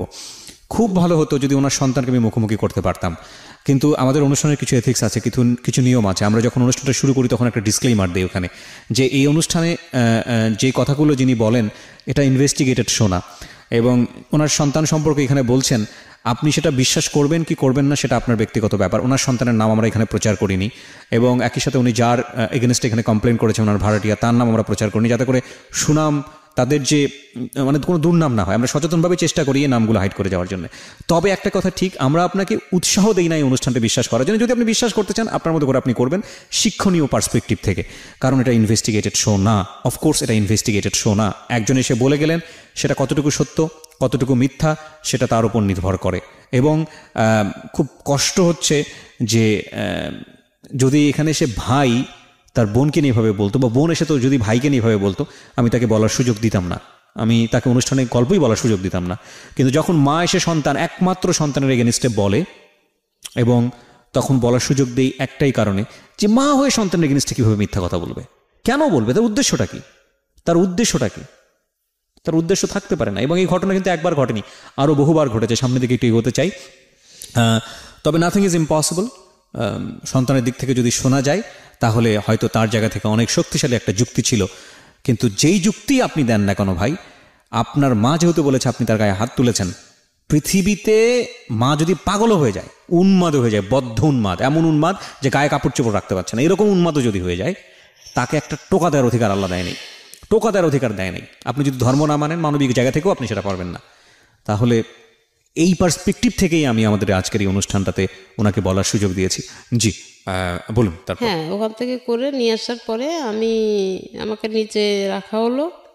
তো আমার একটা খালাতো ভাই, সে আবার ওই সময় পাশে থাকতো, ও আসছে, ও খবর পেয়ে আসছে। আসার পরে তখন আর কি আমার ভাই আর কি আমার ছেলেকে একটু বকাঝকা দিয়ে দিল। দিয়ে আমার যে নিজের ভাই, সে আবার ঢাকাতে থাকে, তাকে আবার ফোন করে জানানোর পরে তখন আমার ভাই ওকেও, আমার ওই খালাতো ভাইটাকে বলতেছে, এক্ষুনি ওকে নিয়ে তোরা সোনাডাঙ্গা থানাতে ওই পুলিশের হাতে হ্যান্ড ওভার করে দেয়। ওরা এত বড় সাহস হলো কী করে? তো যাই হোক, এইভাবে আর কি এখন আমার ওই ভাইটা ওর সঙ্গে তর্ক বিতর্কে এক পর্যায়ে ও গেটে লক করে রাখছে, আর গেট খুলে না, ছেলে গেট খুলতেছে না, লক করে রাখছে। ও অনেক আমার ওই ভাইটা ধাক্কাধাক্কি করছে কিন্তু খোলেনি। ও পরে আর কেউ চলে গেল। পরে দেখাশোনা করতে থাকে, আমার ভাইটা দেখতেছে। আমার মামা তো বোন একটা অ্যাডভোকেট, ও 2 দিন ও খবর পায়, কিভাবে যেন খবর পেয়ে ও আমাকে দেখতে আসে। দেখতে আসার পরে ও আমাকে দেখে বলতেছে যে আপা এই কি অবস্থা, এটা তো ঠিক না, আসলে ওর বিরুদ্ধে একটা ব্যবস্থা নেওয়া দরকার। ও তো অনেকদিন থেকে এইরকম তো তোমাকে ডিস্টার্ব করতেছে, একটা মামলা করে দাও ওর নামে, ওকে জেলে ঢুকানোর ব্যবস্থা করে দিই, কিছুদিন একটু থেকে দেখি একটু শিক্ষা হয় কিনা। তা আমার ওই বোন আছে, মামাতো বোন, তারপরে মামা, খালাতো ভাই, মোটামুটি ফ্যামিলির বেশ কিছু লোকজন আছে অ্যাডভোকেট খুলনাতে।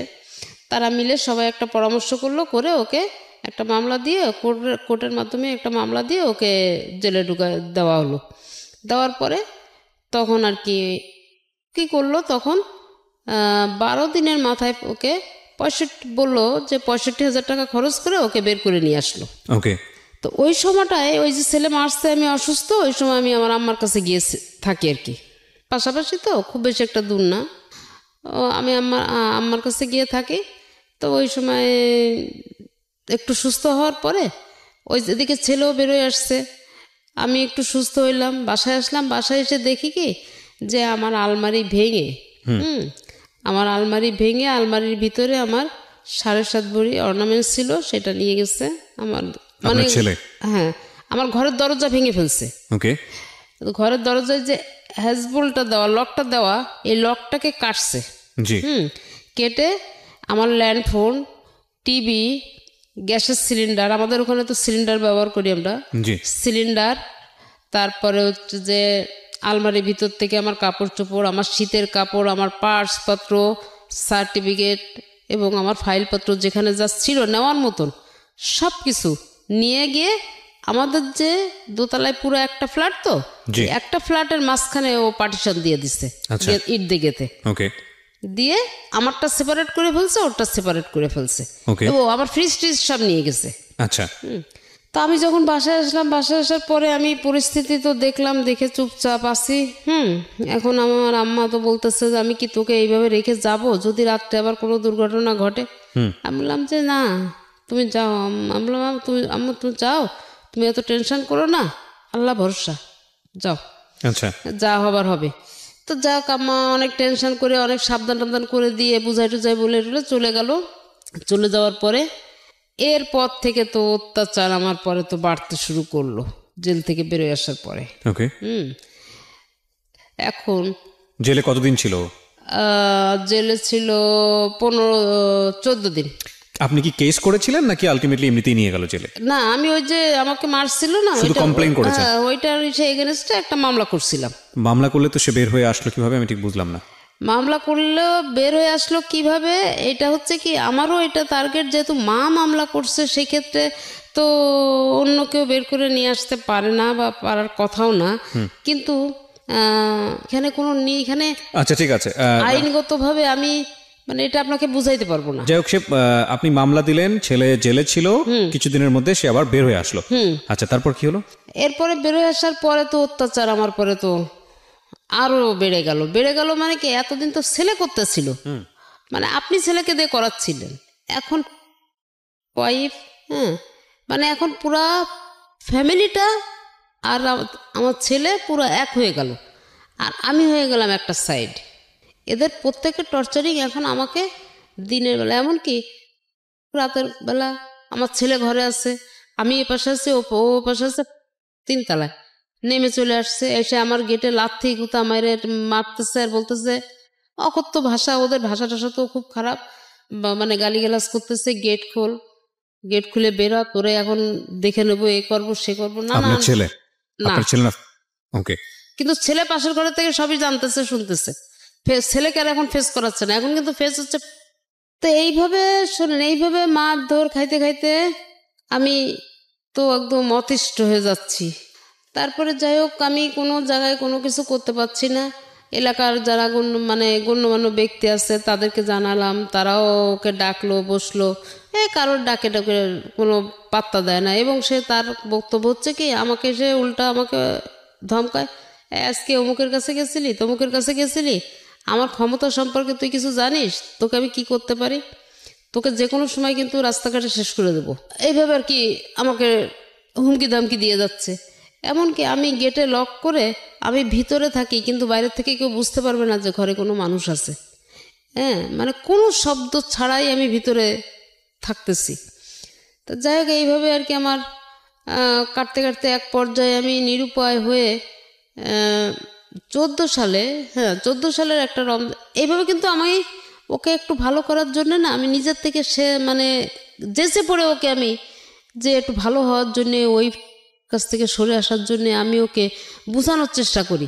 তো ওই চেষ্টা করতে গিয়ে আমাকে উল্টা মার খেতে হচ্ছে। কিন্তু সেই মার খেয়েও আমি কিন্তু ওকে পায়ে ধরতেছি, আমি পায়ে ধরছি, আমি ছেলের পায়ে ধরছি, আমি পায়ে ধরে বলতেছি, বাবা আমি তো দুটো পায়ে ধরি, তুই ছাড়া আমার দুনিয়ায় আর কেউ নাই, তুই আমাকে এইভাবে মারিস না, তুই আমাকে এইভাবে অত্যাচার করিস না, আমার সব কিছু কিন্তু তোর, বাবা আমি তোকে নিয়ে জীবনটা কাটাতে চাই, আমি যে কদিন বেঁচে থাকবো আমি তোকে নিয়ে বাঁচতে চাই, তুই আমাকে এইভাবে ফেলে দিস না বাবা। হ্যাঁ, আর এই যে তোর সঙ্গে যা করতেছে না, এই বাড়িটা তোর কাছ থেকে ও যে কোনো কিছুর বিনিময়ে বাড়িটা তোর কাছ থেকে লিখে নেবে, এটা তুই বুঝতে পারতেছিস না, কেন তোর মাথায় এই কাজটা করতেছে না, বাবা তুই ওখান থেকে সরে আয়, তুই সরে আয়, এসব বলতে গেলে তখন ওই আমার তো মার তো খেতেই হয়েছে। পরে একদিনকে লাস্ট গত 14 রোজার দিন আমি ওকে আবার ওই ডাকলাম, ডেকে আমি বলতেছি, বাবা রমজান মাস, তুই তো উপরে গিয়ে ইফতারি খাস, আমি তো ঘরে খাই, তা একটা দিন অন্তত উপরে কোথায় খায়? ঘরে খাওয়া দাওয়া সব ওখানে, মানে ও বাজার, ও যদি কিছু কেনাকাটা করে সেটাও ওখানে। এমনও আমি নিজের চোখে দেখছি, আমি এরকম আমার বারান্দায় বসে আছি, বারান্দার সিঁড়ি দিয়ে তো উঠতে হয়, আমার সিঁড়ির পাশেই বারান্দায় বসে আছি, দেখি 10 কেজি আম নিয়ে যাচ্ছে, 2টা প্যাকেটে 10 কেজি আম নিয়ে উপরে উঠতেছে রোজার মাসে। আমি একটা আমও সে বছর খেতে পারি নাই। তো ভাড়াটিয়ারা ওকে দিত না আপনাকে দিত? ভাড়া ওর অংশের ভাড়া ওকে দিত, আমার অংশের ভাড়া আমাকেই দিত। ওর এই যে মারামারির ঘটনাটা হওয়ার পরে আমি কমিশনারকে জানানোর পরে কমিশনার আর কি ভাগ করে তো দিছে আগে, তারপরে আমার ভাড়াটাও আবার নিবে। আচ্ছা, তো এটা নিয়ে আর কি তোর সমস্যা হয়। তো যাই হোক ওইভাবে চলতেছে। তো আমি একদিন করে বললাম যে, বাবা রোজার মাস, রাত্রে ভোররাত্রে তুই কোথায় গিয়ে খাবি, কি করবি, তা আমার সঙ্গে তুই ইফতারি করিস আর না করিস, অন্তত ভোররাত্রে আমার সাথে ভাত কাটা খাস। তো এই কথা বলার পরে বললো কি যে, আমার কি খাওয়ার জায়গার অভাব আছে নাকি যে তোমারটা খাইতে হবে? তাই বললাম না, এটা আমার মনেতে বলতেছে যে রোজার মাসে হয়তো বা খেয়ে থাকবি না খেয়ে থাকবি, তুই তো রোজা কখনো ছাড়িস না। তো যাই হোক আর কি, অনেক বোঝানোর পরে ও আমার কথা শুনতেছে না, আমাকে ধাক্কা দিয়ে মানে ওর ঘরের বারান্দা থেকে বের করে দিচ্ছে, খুবই করতেছে। আর আমি খালি ওর পায়ে ধরে বলতেছি, বাবা তুই একটু রোজার মাসটা আমার সাথে খা, নাহলে তোর কষ্ট হয়ে যাবে, তুই না খেয়ে রোজা থাকতে পারবি না বাবা। তো এগুলো বলা টলার পরে লাস্টে এক পর্যায়ে আমি যখন ওর পাটা আর কি ধরে আসছি, ওই অবস্থায় ও আমাকে এইভাবে কোলে করে তুলে এইভাবে ধরে চেলে মারার সাথে আমার এই পাশটা লাগছে, বুঝছেন, কোমরের থেকে একদম পুরো এই সাইডটা লাগছে, ব্যথা, প্রায় ব্যথা ব্যথা করে। আমি পেন ক্লিয়ার খাই, এটা খাওয়ার পরে একটু কমে, হয়তো দেখা যায় 5-7 দিন, 1 সপ্তাহ ভালো থাকে। তো এই করতে করতে তো 4 বছর পার হয়ে গেছে, 5 বছর চলতেছে এই অবস্থায়। এখন তো আমার এই সাইড প্যারালাইজড হয়ে গেল হঠাৎ করে। এখন ট্রিটমেন্ট চলতেছে আর কি আমার পায়ের। তো যাই হোক, করে কোনো রকমে আমি কিছু করতে পারলাম না, ওরকমভাবেই চলতে থাকলে এর ভিতরে ও আবার অবশ্য একবার মোটরসাইকেল অ্যাক্সিডেন্ট করে। মোটরসাইকেল অ্যাক্সিডেন্ট করে ওর এই পুরো হাতটা, মানে এই পুরো 5টা আঙ্গুলের জয়েন্ট খুলে যায় এবং এইখান থেকে এই পর্যন্ত 6টা টুকরা হয়ে যায়। আচ্ছা, ডান হাতের। তো তখন ওই হাসপাতালে ভর্তি হলো। ভর্তি হওয়ার পরে আমার মা, ভাই বোন যারা ছিল খুলনাতে সবাই গেল, আমিও গেলাম। যখনই আমি গেছি আমাকে দেখছে, তখন বলতেছে যে কেন আসছো? তা আমি বললাম যে শুনলাম তুই অ্যাক্সিডেন্ট করছিস, তাই আমি আসলাম আর কি। এখানে তোমার আসার তো কোনো প্রয়োজন নেই, আমার অনেক লোক আছে। না ফাইন, আমি না মানতে পারছি না। প্রথম কথা হচ্ছে যে আপনি যেটা বলছেন, আমার কাছে যদি মানুষ হিসেবে চিন্তা করি, একটা মানুষ কি পাগল হয়ে গেছে? একতরফা খারাপ ব্যবহার করবে কিভাবে আপনার সঙ্গে? কেন, কি কারণটা কি ছিল? একবার নয় করে ফেলছে, সেটা বুঝতে পারলাম যে ঠিক আছে, সেটা ওকে কেউ মোটিভেট করেছে। কন্টিনিউয়াসলি 4-5 বছর ধরে যদি খারাপ বিহেভ সে করেই থাকে আপনার সঙ্গে, প্রথম কথা হচ্ছে মার সঙ্গে তো করা যাবে না। কিন্তু বাড়িটা বিক্রি করে দাও। বাড়ি বিক্রি করলে? বাড়িটা বিক্রি করে তুমি আমাকে টাকা পয়সাগুলো দাও, তোমার অংশের টাকাটা তুমি নিয়ে আমার অংশের টাকাটা আমাকে দিয়ে দাও। কি করবে সে টাকা দিলে? আমি ওই টাকা দিয়ে ব্যবসা করব। লেখাপড়া বাদ দিয়ে এইসব করার চিন্তা ভাবনা করছে? এই ব্যবসা, তো বাড়ি বিক্রি করে? হ্যাঁ, বাড়ি বিক্রি করে। ওকে। তো এইটার বাধা হয়েছিলাম আমি। ওকে, যে কারণে সবকিছুতেই আপনাকে দেখতে পাচ্ছি না। এই একটাই কারণ। আমি যদি প্রথম চান্সে এটা রাজি হতাম, তাহলে হয়তো জিনিসটা আজকে এত দূর পর্যন্ত আসতো না। আচ্ছা, ঠিক আছে, বলেন তারপর। তো যাই হোক, আমি ওইভাবে হাসপাতালে, তখন আমি ওকে দেখতে গেলাম। ওই যখন ওটিতে ঢুকাবে ওকে অপারেশনের জন্য, তখন আমি গেলাম ওখানে। যাওয়ার পরে আমারও বলতেছে যে তুই যদি এখান থেকে না যাস, আমি ওটিতে ঢুকবো না, আমি কিন্তু এখনই এই হাসপাতাল থেকে বেরোয় চলে যাব। তা আমি বলতেছি কি, কেন, আমি কি করছি তোর? তা বলছে কি যে তুই তো আমার জীবনটা শেষ করে দিলি। তা একদম এইভাবে কথাবার্তা বলতেছে। যাই হোক, আমি, ওর বন্ধু বান্ধব ছিল, আরও লোকজন ছিল, আমি মান সম্মানের খাতিরে আস্তে করে, আমি, ও 3 তলায় ছিল, আমি 2 তলায় এসে সিঁড়ির ভিতরে দাঁড়ায় আসছি। যখন ওকে ওটিতে ঢুকাইলো, তখন আমি ওটির সামনে গিয়ে দাঁড়ালাম। পরে যখন ওর অপারেশন করে বের করলো, তখন তো সেন্স ছিল না, তখন আমি কাছে গেলাম, মাথাটাতে একটু হাত টাত দিলাম, দিয়ে ওখানে কাছে কিছু সময় বসলাম। বসার পরে ওর বন্ধুবান্ধব বললো কি যে আন্টি আপনি এক কাজ করেন, আপনি বাসায় চলে যান, আমরা আসি, যদি কোনো সমস্যা হয় আমরা খবর দেব। আমি জানি যে আমার ছেলে আবার কোল বালিশ ছাড়া ঘুমাতে পারে না। তা আমি বাসায় গেছি, মানে আমার বাসার থেকে ক্লিনিক পর্যন্ত আসতে 3 থেকে 4 মিনিট লাগে হেঁটে আসলে। তা আমি আবার এটা জানি, আমি তো ওটা জানি যে ও তো সেন্স ফিরলেই কোল বালিশ খুঁজবে। তা আমি ভোর যখন 5টা বাজে, আজান হয়ে গেছে, 5টা বেজে গেছে, তখন আমি একটা কোল বালিশ হাতে করে নিয়ে আস্তে আস্তে ক্লিনিকে আসলাম। এসে ওই বালিশটা রেখে গেলাম, মানে ওর বন্ধুদের হাতে দিয়ে গেলাম, আর বললাম যে ওর কী অবস্থা, একটু মাথাটাতে হাত বুলাই দিয়ে চলে গেলাম। চলে যাওয়ার পরে তারপরে ও জিজ্ঞেস করছে বালিশ কে দিয়ে গেছে, তা বলছে যে তা আন্টি এসে দিয়ে গেছে। যাই হোক, ওইভাবে আর কি ও সেখান থেকে ক্লিনিক থেকে বের হলো। কিন্তু আমি ওই যে কয়দিন ক্লিনিকে ছিল, আমি গেলে ও রুমে আমাকে ঢুকতে দিত না। তো ও রুমের সোজা আবার সিঁড়িটা, তা আমি ওই সিঁড়ির ওই কোনায় দাঁড়ায় ওকে একটু দেখতাম। বাসায় তো মন টিকতো না, কারণ আমার তো বাসায় আর কেউ নাই। তা আমি ওই দূরে দাঁড়ায় দাঁড়ায় আর কি, যতটুকু সময় সম্ভব হতো আমি ওই এরকম সিঁড়ির ভিতরে দাঁড়ায় ওকে দেখতাম, ও যাতে আমাকে দেখতে না পায়, এইভাবে দেখে টেকে আমি চলে যেতাম। তারপরে যাই হোক, আস্তে আস্তে যখন একটু সুস্থ হলো, রিলিজ দিল, বাসায় গেল, তখন আর কি আমি ওকে ওর ঘরে গেলাম দেখতে। তখন আমাকে বলতেছে যে তুমি কেন আসছো দেখতে? তাই আমি বললাম হাসপাতাল থেকে রিলিজ নিয়ে আসলি, তো ওখানে তো টাকায় শর্ট পড়ছিল, আমি তো ওখানে কিছু টাকা দিলাম। আর কোনো কথা বলে না, ওইভাবে আছে। এর ভিতরে হচ্ছে কি, একটা মেয়ের সঙ্গে ওর একটু রিলেশন হয়। আচ্ছা। তো মেয়েটাকে আমাকে দেখাতেও নিয়ে আসতে চায়। তো আমিও বলি যে ঠিক আছে। এই মানে দেখাতে নিয়ে আসতে চাই মানে হচ্ছে এই এরকম ঘটনার মধ্যে যেখানে আপনাকে হাসপাতালে দেখতে দিতে চায় না? না, সেইখানে ওই মেয়েটা থাকে, মেয়েটা সেখানে ওর কাছেই থাকে কিন্তু, আর ওই মেয়েটা থাকার কারণে কিন্তু না সেটা অন্য হিসাব। আপনাকে যেখানে ওটিতে আপনাকে দেখলে ওটিতে ঢুকতে যাচ্ছে না, সেখানে মেয়ের সঙ্গে সম্পর্ক করে আপনাকে দেখাতে চাবে কেন? না, এটাই তো সুস্থ হওয়ার পরে। সুস্থ বলতে মানে ওটি সুস্থ হয়েছে বুঝলাম, কিন্তু সম্পর্কটা তো সুস্থ হয়নি। মানে আমি বলতে চাচ্ছি এই কারণে যে যেখানে আপনাকে কোনো কিছুতেই প্রাধান্য দিচ্ছে না, সেখানে কোনো একটা মেয়ের সঙ্গে সম্পর্ক হলে আপনাকে কেন দেখাতে যাচ্ছে, আমি তো বুঝতে পারছি না। না, তো ওইটা হয়েছে কি, তখন আর কি ও একটু মনে হয় কিছু হয়তো নিজের ভুল বুঝতে পারলেও পারছে, একটু স্বাভাবিক হয়ে আমার সঙ্গে একটু কথাবার্তা বলে আর কি। যাই হোক, আপনাকে দেখাতে চেয়েছে। হ্যাঁ, এখন মেয়েটা পছন্দ করছে, মানে আমি ওকে বিয়ে দেওয়ার জন্য বলতেছি যে বাবা এখন একটা বিয়ে শাদী কর, তাহলে দেখি একটু ঘর সংসারের দিকে তোর মন আসবে। হ্যাঁ, তা বলছে বিয়ে করে কি খাওয়াবো কি? আমি বলছি আমি যখন তোকে খাওয়াইতে পারতেছি, তা আর একটা মেয়ে নিয়ে আসলে তাকেও আমি খাওয়াইতে পারবো। আমার যদি একটা মেয়ে থাকতো তা আমি তো তাকে দেখতাম, আমি তো আর অন্যের পরে ছেড়ে দিতাম না। তো এইভাবে বলা টলার পরেও একদিনকে আমাকে বলতেছে তাহলে আমি মেয়েটাকে নিয়ে আসি, তুমি দেখবো? তাহলে আমি নিয়ে আসি। এবার হ্যাঁ ঠিক আছে নিয়ে আসো। এখন নিয়ে আসার পরে মেয়েটা দেখে আমার কিন্তু আসলে পছন্দ হয়নি। হ্যাঁ, তো এতটুকু সময় ছিল যে মেয়েটার পরিচয়টা ভালোভাবে আমার জানার মতন সুযোগ হয়নি।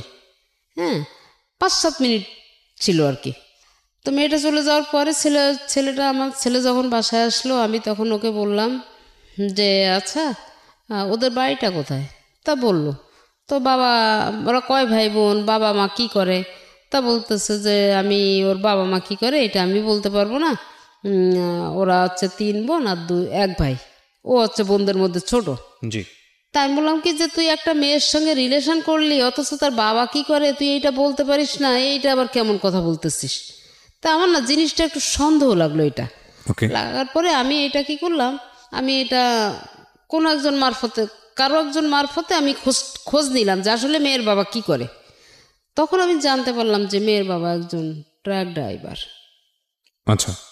আমি এইটার পরে না আমি একদম নিস্তব্ধ হয়ে গেলাম।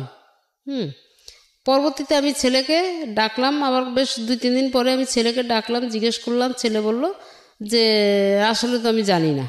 আমি বলছি কি আমি তো শুনলাম যে ওর বাবা নাকি ট্রাক ড্রাইভার। তা বলছে না আমি তো এটা শিওর না। তখন আমি বললাম যে তুমি যদি এরকম, যদি তুমি শিওর হও আর নাই হও, যদি এরকম কিছু হয় তাহলে কিন্তু আমি বাবা এইটা মেনে নিতে পারবো না, কারণ আমার ফ্যামিলির কাছে আমি পরিচয় দিতে পারবো না যে তুমি কি করছো। তো এইভাবে আর কি মেয়েটার সঙ্গে ওই মেয়েটা এই কথাগুলো আমার ছেলে কিন্তু আমার মেয়েকে যে বলছে, বলার পরে মেয়ে আমার পরে আবার একটু ক্ষিপ্ত হয়ে আসছে। তো একদিন এটা নিয়ে এই মেয়েটা আমার সঙ্গে আর কোনো যোগাযোগ করে না। হ্যাঁ, আগে একটু ফোনে কথা বলতো, ফোনে আমিও কথা বলতাম, ও কথা বলতো।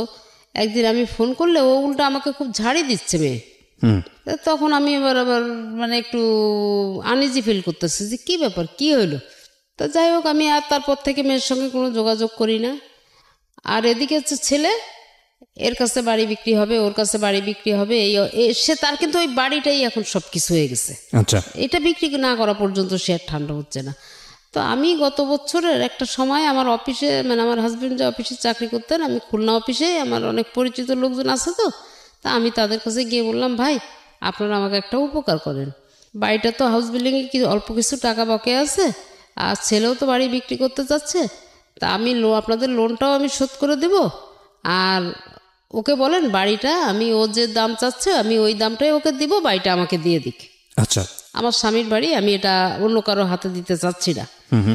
তো বললো কি এলে তাহলে তো ভালো প্রস্তাব এটা, তো ঠিক আছে ওকে বলি। এখন ছেলেকে যতবারই বলা হচ্ছে, ছেলের কথা হলো আমি দিব কে, আমি তাকে বাড়ি দিব না। তো এইভাবে তখন ওই অফিস থেকে বলতেছে যে বিষয় না, বিষয় হচ্ছে এটাই যে তোমার মাস সই ছাড়া কিন্তু তুমি কিছুই করতে পারবা না, তুমি যা কিছু করতে চাও না কেন তোমার মাস সইয়ের বাইরে তুমি যাইতে পারতেছো না, আর হাউস বিল্ডিং থেকে তুমি দলিলও বের করতে পারবা না। আপনাদের দুইজনেরই সই লাগবে, ইনফ্যাক্ট হ্যাঁ, একজনের দ্বারা হবে না, হবে না। হ্যাঁ, তো এইভাবে ওকে অনেক বোঝানোর চেষ্টা করছে, কিন্তু ও আসলে কোনো কিছুতেই বুঝতে চায় না, ও সব কিছু গাছ জোরেই করতে চায়। যেমন আমার পেনশনের টাকাগুলো নিয়েও সে অনেক ঢাকা অফিস পর্যন্ত আসছে, এখানে টাকা পয়সা দিয়ে পেনশনটা ওর নামে করার চেষ্টা করছে। তো অনেক ঝামেলা ঝঞ্ঝাট, ছোটোখাটো বড় অনেক ঝামেলা ঝঞ্ঝাট করছে। তো যাই হোক এগুলার আমি ছোটোখাটোগুলা ধরি নাই। কিন্তু যখন আর কি গত বছর ফেব্রুয়ারি মাসে ওই মেয়েকে নিয়ে, মেয়েটা ওর বাসায় বেলা 3টার সময় যখন আসছে, হ্যাঁ, আমি তখন একটা হোটেলে বসে ভাত খাচ্ছি, তখন দেখি ওই মেয়েটা আমাদের এলাকায় ঢুকতেছে। আর সন্ধ্যা, আমি ওইটা দেখে বসেই আছি, মেয়ে কিন্তু ঘর থেকে আর বের হয় না। তখন আমি চিন্তা করলাম যে আমি তো প্রশাসনের কোনো সহযোগিতা আমি পাবো না, এখানে আমার যে লাভ নাই, আমি এখন কি করতে পারি। তা আমি চিন্তা করতে করতে, ওই যে বসে বসে চিন্তা করতে করতে আমি এক সময় দেখি যে ছেলে গেট খুলে বেরোলো। কিছুক্ষণ পরে মেয়েটা বেরোলো, তখন বাজে সন্ধ্যা 7টা। ওই সময়টাতে আমি ছেলেকে আমি ধরলাম সিঁড়ির ভিতর ধরে, আমি তখন ওকে বলতেছি, একটা চড় দিলাম, চড় দিয়ে আমি বলতেছি কি যে এই শেয়ানা মেয়েটাকে তুমি বেলা 3টার সময় ঘরে ঢুকাইছো আর এখন বের করছো, এইটা তোমার বাবার বাড়ি, তোমার বাবার এখানে যথেষ্ট সম্মানীয় একজন ব্যক্তি ছিল, তোমার বাবার সম্মানটা কি তোমার কাছে কোনো মূল্য নেই নাকি? তুমি যেটা করতেছো এটা কি ভালো কাজ করছো না করতেছো কোনটা? এই কথা বলার সাথে সাথে ও পা মার দিয়ে একটা ঘুষি মারলো আমার এখানে, মেয়েটার সামনে। হ্যাঁ, একটা ঘুষি মারলো এখানে, আমার চশমার কোনাটা এখানে ঢুকে গেল। তো ঢুকে যাওয়ার পরে এরপরে ওই মেয়েটা করলো কি, 3তলায় গিয়ে পরে ডেকে নিয়ে আসছে, কাজের মেয়েকে ডেকে নিয়ে আসছে। এরা আসলো, আসার পরে এই মেয়ে আমার হাত চেপে ধরছে, মানে যে এখন আমার ছেলের বউ, সে আমার 2টা হাত একসাথে করে চেপে ধরে বলতেছে কি যে আমার স্বামীর গায়ে হাত দিছিস, তোর তো সাহস কম না। তখন কিন্তু বিয়ে হয়নি ওদের। আর এই বলে আমাকে ধাক্কা মেরে আমার ড্রয়িং রুমে ঢুকালো। আচ্ছা, ড্রয়িং রুমে ঢুকানোর পরে আমাকে ফ্লোরে ফেলাই দিয়ে বউ আর ওই আমার ছেলের বউ দুইজনে মিলে আমাকে একভাবে পাড়াচ্ছে, মানে লাথি মারতেছে, পাড়াচ্ছে। তো ওই যে কাজের মেয়ে, সে বলতেছে কি আল্লাহ, এই মহিলা মরে যাবে, মরে গেলে তোমরা কিন্তু জেল খেটে মরবা। তো এইভাবে আর কি ওই কাজের মেয়েটা আর কি যাই হোক আমাকে সেভ করে ওখান থেকে। করার পরে আমি গেলাম আমার কমিশনারের কাছে, কমিশনারকে যে পাইলাম না পাওয়ার পরে আমি আমার এলাকার অন্য গ্রুপের যে যারা বড় ভাই আছেন তাদের কাছে গেলাম, যে বললাম, তাদেরকে যে বলার পরে তারা বলতেছে, পরে ওকে ডাকছে, ডাকার পরে বললো কি এগুলো সব মিথ্যা কথা, মানে আমার সব কিছুই মিথ্যা প্রমাণ হয়ে যাচ্ছে, ওই এখানে যে কথা বলতেছে সেটাই সত্যি হয়ে যাচ্ছে। তো এক পর্যায়ে তখন আমি দেখলাম যে আমার তো আর কোনো পরিস্থিতি, তো আমি আসলে কোথাও গিয়ে তো ঠাঁই পাচ্ছি না, কি করি। তো বাসায় এসে রাত্রে এরকম কান্নাকাটি করতেছে একা একা ঘরের ভিতরে। হঠাৎ করে কি মনে হইলো, সকালবেলায় আমি উঠে আমি র‍্যাব 6-এ চলে গেলাম। গিয়ে ওখানে যে আমি ওনাদেরকে সব জানালাম যে এই পরিস্থিতি, কালকে আমাকে এই করছে, এর আগে তো করে আসছে, আর কালকে আমাকে এই করছে। তো তখন আর কি ওনারা আর কি পরিচালকের সঙ্গে সরাসরি কথা বলার পরে উনি আর কি সহকারী পরিচালককে আমার এই বিষয়টা নিয়ে একটা দায়িত্ব দিলেন। দেওয়ার পরে উনি বিষয়টা তদন্ত করতে লোক দিল। তারা বিষয়টা তদন্ত করলো প্রায় 15 দিন ধরে। ওকে। তদন্ত করার পরে যখন ঘটনাটা সত্য বলে প্রমাণিত হলো, তখন একদিনকে এসে আমি ঘরে আছি, সে অবস্থায় আমি বারান্দায় দাঁড়ানো আছি, আমার সামনে দিয়ে ছেলেটাকে ধরে নিয়ে চলে গেল র্যাবে। ওকে, ধরে নিয়ে গেল। তো কিন্তু ছেলেটা ওই মুহূর্তে কিন্তু ও যদি আমাকে একটা বারের জন্য আমাকে বলতো যে মা তুমি আমাকে বাঁচাও, তাহলে কিন্তু আমার আর কোনো কথা বলার ছিল না ওইখানে। কিন্তু তা সে বলেনি, তার অহংকারের জায়গাটা সে ঠিক রাখছে। তো যাই হোক ছেলেকে নিয়ে চলে গেল। ওই দিনকে নিয়ে যাওয়ার পরে ওকে র্যাবের যা ব্যবস্থা নেওয়ার সেটা নিল। দ্বিতীয় দিন যখন ওকে আবার ওই নাকি নিয়ে রিমান্ডে নেওয়ার টাইম ছিল 5টায়, তো র্যাবের অফিস থেকে আমাকে ফোন করে আমাকে বললো যে এরকম ছেলে বলতেছে যে এরকম সে আপনার সঙ্গে মিউচুয়াল করতে চায়, সে আপনার সঙ্গেই থাকতে চায়, যা করছে ভুল করছে, সে সব কিছু তার ভুল বুঝতে পেরে সে এখন আপনাদের সঙ্গে মিলেমিশেই থাকবে। পরের দিন ওরকম 5টা থেকে ওকে রিমান্ডে নেওয়ার কথা। 5টা থেকে ওকে রিমান্ডে নেওয়ার কথা। আমাকে 4:30টায় ফোন দেওয়া হলো। ফোন দিয়ে বললো যে আপনি আসেন, দেখি ছেলে আপনাকে চাচ্ছে, আপনি চলে আসেন, একটা আলাপ আলোচনা করে দেখি সমাধান করে দেওয়া যায় কিনা। জি। আমি আর কি গেলাম। যাওয়ার পরে ওখানে কথাবার্তা, আমি যাওয়ার পরে ওনার সঙ্গে আমার অনেক সময় কথাবার্তা হলো ওনার রুমে বসে। এরপরে ছেলেকে নিয়ে আসতে বললো, তো ছেলেকে নিয়ে আসলো। ছেলেকে নিয়ে আসার পরে তো আমি তখন আর কি ওই ছেলেও বারান্দায় দাঁড়ানো আছে, আমিও বারান্দায় দাঁড়ানো আছি। তা আমিও ছেলের দিকে তাকাচ্ছি না, কারণ আমি দেখছি যে ও খোঁড়াতে খোঁড়াতে আসতেছে, বুঝছেন। আচ্ছা, মানে অ্যাকশন হয়েছে কিছুটা। ওকে। খোঁড়াতে খোঁড়াতে আসতেছে। তখন আমাকে একজন এসেই আবার ইশারা দিয়ে বলতেছে যে কালকে মোটামুটি ভালোই হয়েছে। তো আমি এটা শুনে আমার ভিতরে আসলে কোনো ফিলিংস নাই। তো আমি খালি মনে মনে আমি খালি ওনাকে আলাদাভাবে একটু করে বলতেছে কি, 7টা বছর তো আমি মার খাইলাম, ও না হয় 2টা ঘন্টা খাইছে, তো একটু বুঝুক। মারলে যে মারে সে বোঝে না যে যাকে মারা হচ্ছে তার কতটুকু ব্যথা লাগতেছে। তো এইটুকুও বুঝুক আর কি। এই কথার পরিপ্রেক্ষিতে তো ছেলেও দাঁড়ায় আছে, আমিও দাঁড়ায় আছি। তো ছেলে কিছুক্ষণ পরে আমাকে বলতেছে যে আম্মু। তা আমি ওর কথার কোনো উত্তর দিলাম না। পরে আবার দ্বিতীয় ডাক দেয়, তখন আমি তাকালাম, তাকাই বলছি কি যে কী হয়েছে, কিছু বলবা? তা বলতেছে যে আমি এমন কি অন্যায় করছিলাম যে আমাকে এত বড় কঠিন শাস্তি দিলা? তাই আমি বললাম, তুমি না আমাকে বলছিলা যে তোমার নাকি প্রচণ্ড ক্ষমতা খুলনা শহরে, তোমার ক্ষমতা সম্পর্কে নাকি আমার কোনো আইডিয়াই নেই, তোমরা টাকা পয়সার বিনিময়ে অনেক জায়গায় কিনে রাখছিলা, কিন্তু আমি সেটা পারি নাই। তা আমি শেষ পর্যন্ত আমি মায়ের গুতা খাইতে খাইতে আমি এখন এমন একটা অবস্থায় এসে দাঁড়াই গেছি যে আমি এই কঠিন একটা ডিসিশন নিতে বাধ্য হয়েছি, তুমি আমাকে বাধ্য করছো। তা বলছে আমি কি এত বড়ই অপরাধ করছি? আমি বলছি কি, তো অপরাধ সবাই করে, কেউ কম আর কেউ বেশি, কিন্তু তোমার পরিমাণটা এত বেশি হয়ে গেছিলো যেটা আমি আর নিতে পারছিলাম না, তাই আমাকে একটা কঠিন ডিসিশন নিতে হলো। তো যাই হোক, এইভাবেই করার পরে ছেলে দেখে যে তবুও মা, আমি তো স্ট্রং হয়ে আছি, আমার চোখে কোনো পানি নাই, কোনো ওই নাই, যেটুকু কথা বলার শুধু মুখে বলে যাচ্ছি, কিন্তু আমার যে ভিতরটা কি হয়ে যাচ্ছে এটা তো আমি কাউকে দেখাতে পাচ্ছি না, বলতেও পারছি না। তারপরে না ও এসে আমাকে জড়ায় ধরছে, জড়ায় ধরে ও কাঁদতেছে।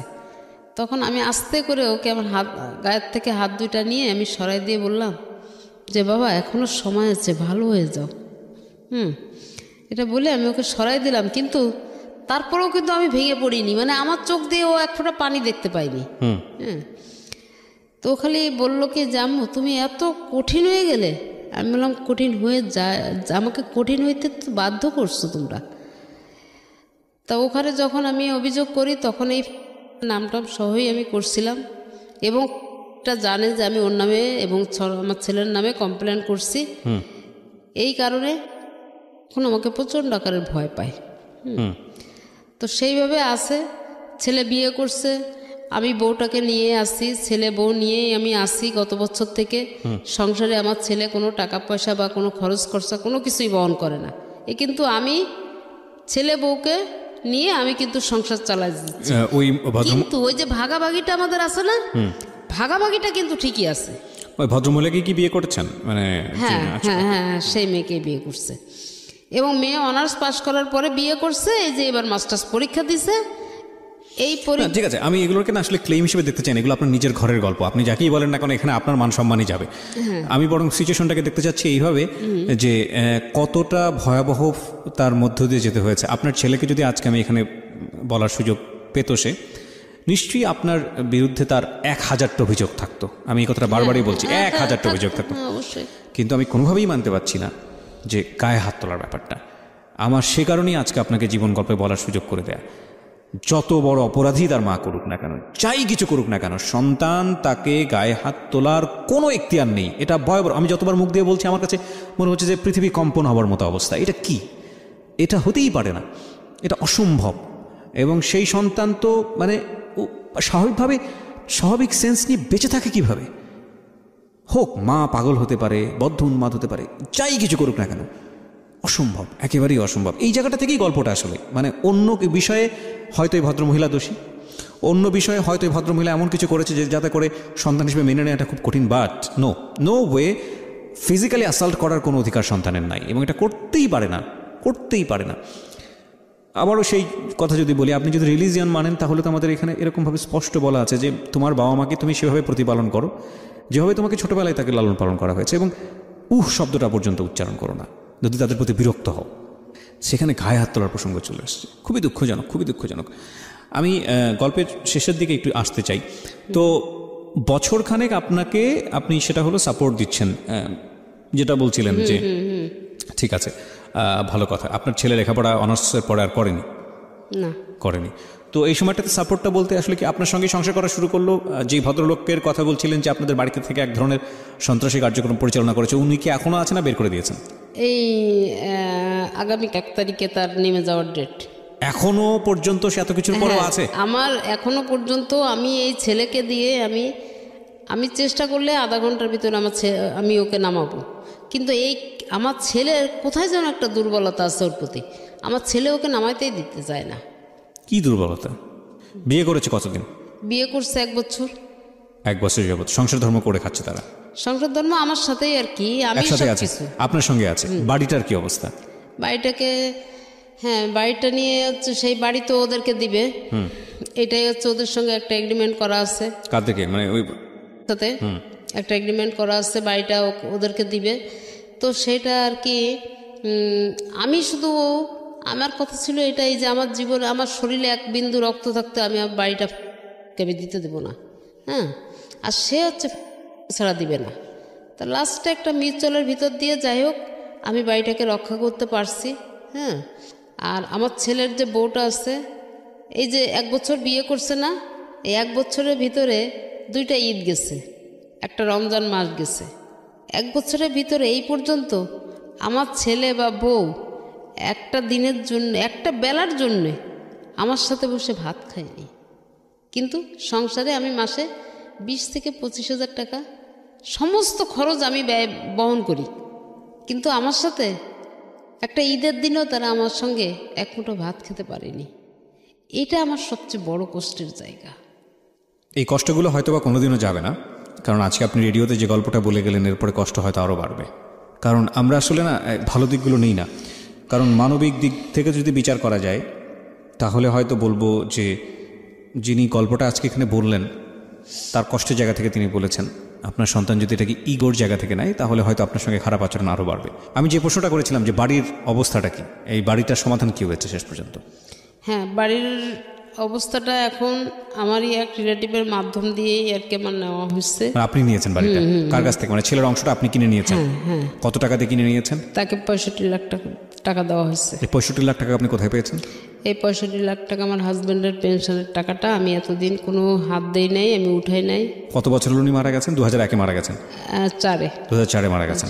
এই টাকাটা আপনি সাথে এই টাকাটা আপনি তোলেন নাই, 10 বছর পরে তুললেন? 11 বছর পরে তুললেন। এই টাকাটা সব মিলিয়ে কত টাকা হয়েছে? 65 লাখ টাকা? না, আরো বেশি হয়েছে।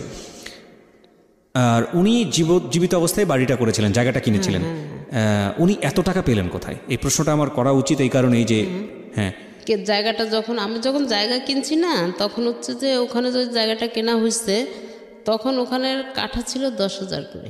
আচ্ছা, কিন্তু বাড়ি করতে তো আপনাদের পয়সা লেগেছে, ভালোই পয়সা লেগেছে। তো উনি হাউস বিল্ডিং ফাইন্যান্সের চাকরি করতেন, ওখান থেকে লোন নিয়েছিলেন, লোন নিয়ে বাড়িটা করা। আচ্ছা, ওকে। তো এই টাকাটা আপনি আপনার ছেলেকে দিয়েছেন, কিন্তু আপনি কি জানতে চেয়েছেন যে টাকাটা তুমি দিয়ে কি করবে, বা এই টাকাটা তুমি নিলে? আমি জিজ্ঞেস করছি যে কি করবা।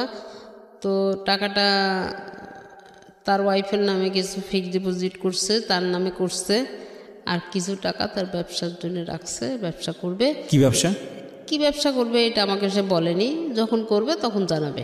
তো এখন আলটিমেটলি সে বাড়িতে ভাড়াটিয়া হিসেবে আছে? না, অলরেডি আমি কালকে খবর পেলাম যে সে নাকি বাসা থেকে নেমে গেছে। ভাড়া থেকে নেমে গেছে। আপনি এটাতে খুশি হয়েছেন নাকি কষ্ট? প্রতিও আমাদের কোনো অভিযোগ নেই। এই ভদ্রমহিলারও নিশ্চয়ই শেষ পর্যন্ত তার সন্তানের প্রতি কোনো অভিযোগ নেই, কারণ এই কান্নাটা সেটাই বলে দেয়। কিন্তু যে সিচুয়েশনটা আমরা শুনলাম, এই ঘটনাগুলো আমরা শুনলাম, সেটা যেন কোনো সন্তানের জীবনে, কোনো মায়ের জীবনে কখনো না আসে। আমরা মানুষ, আমাদের হুঁশ জ্ঞান থাকা উচিত, যাই কিছু করি না কেন আমরা। বিশেষ করে খুব দুঃখজনক হলেও সত্য, আমাদের পুরো সাউথ এশিয়ান সাবকন্টিনেন্টে এই জিনিসটা দেখা যায়। বিয়ের পরে ছেলেরা অনেক বেশি চেঞ্জ হয়ে যান অথবা বাধ্য হন হতে। মেরুদণ্ডে অতটুকু শক্তি থাকে না যে নিজের মার দিকে ঠিকমতো খেয়াল রাখবে, নিজের পরিবার বাবার দিকে খেয়াল রাখবে, শক্তি থাকে না। হয়তোবা মানসিকভাবে অনেক টর্চারের শিকার হন, বিয়ের পরের অবস্থার কথা বলছি। অথবা তার মধ্যে এমন কোনো পরিবর্তন আসে বা পরিবর্তনটা নিয়ে আসার জন্য কেউ চেষ্টা করেন, যাতে করে সে তার মা কিংবা বাবার প্রতি যে পরিমাণ দায়িত্ব পালন করা উচিত সে পরিমাণ দায়িত্ব পালন করতে পারেন না। আমার এই জায়গাটিতে একটা কথাই বলার আছে, সেটা হলো আপনিও তো একদিন বাবা হবেন, আপনিও তো একদিন মা হবেন। হ্যাঁ, মেয়ে হয়ে জন্মিয়েছেন, কন্যা জায়া জননী একটা কথা আছে, আর বাবা হয়ে ছেলে হয়ে জন্মিয়েছেন মানে বাবা হবেন, বৃদ্ধ হবেন। ভবিষ্যতের কথা কি মনে পড়ে না? লজ্জা কি লাগে না? যেই মা আপনাকে না খাইয়ে, মানে যেই মা আপনি না খেলে সে খেত না, যেই মা আপনাকে পেটে ধরে কষ্ট করে মানুষ করেছে, একটা সন্তানকে পেটে ধরা মানে হচ্ছে সেটা মৃত্যু সাথে ফাইট করছে, যে কোনো মুহূর্তে মারা যেতে পারে। এই ভদ্রমহিলা যখন মা হয়েছেন সে কিন্তু মানে বলা যেতে পারে একেবারে কিশোরী মা। তার একটা দিনের কষ্ট আপনি সারাটা জীবন পরিশ্রম করে শোধ দিতে পারবেন? মানুষ হলে এই ধরনের কাজ করা উচিত হয়নি, কোনোভাবেই উচিত হয়নি। আমি ধরে নিলাম যে এই ভদ্রমহিলা যা বলেছে সব কিছু মিথ্যা, সব মিথ্যা। সে সন্তানের এগেনিস্টে কমপ্লেন করে গেছে আজকে, আমরা ধরে নিলাম সত্য, ধরে নিলাম যে উনি যা বলেছেন সব মিথ্যা। হ্যাঁ, তো ওই জায়গাটা থেকে যদি আমি বলি তাহলে এটা নিশ্চয়ই মিথ্যা না যে যার কথা বলেছেন তাকে তিনি পেটে ধরেননি, বা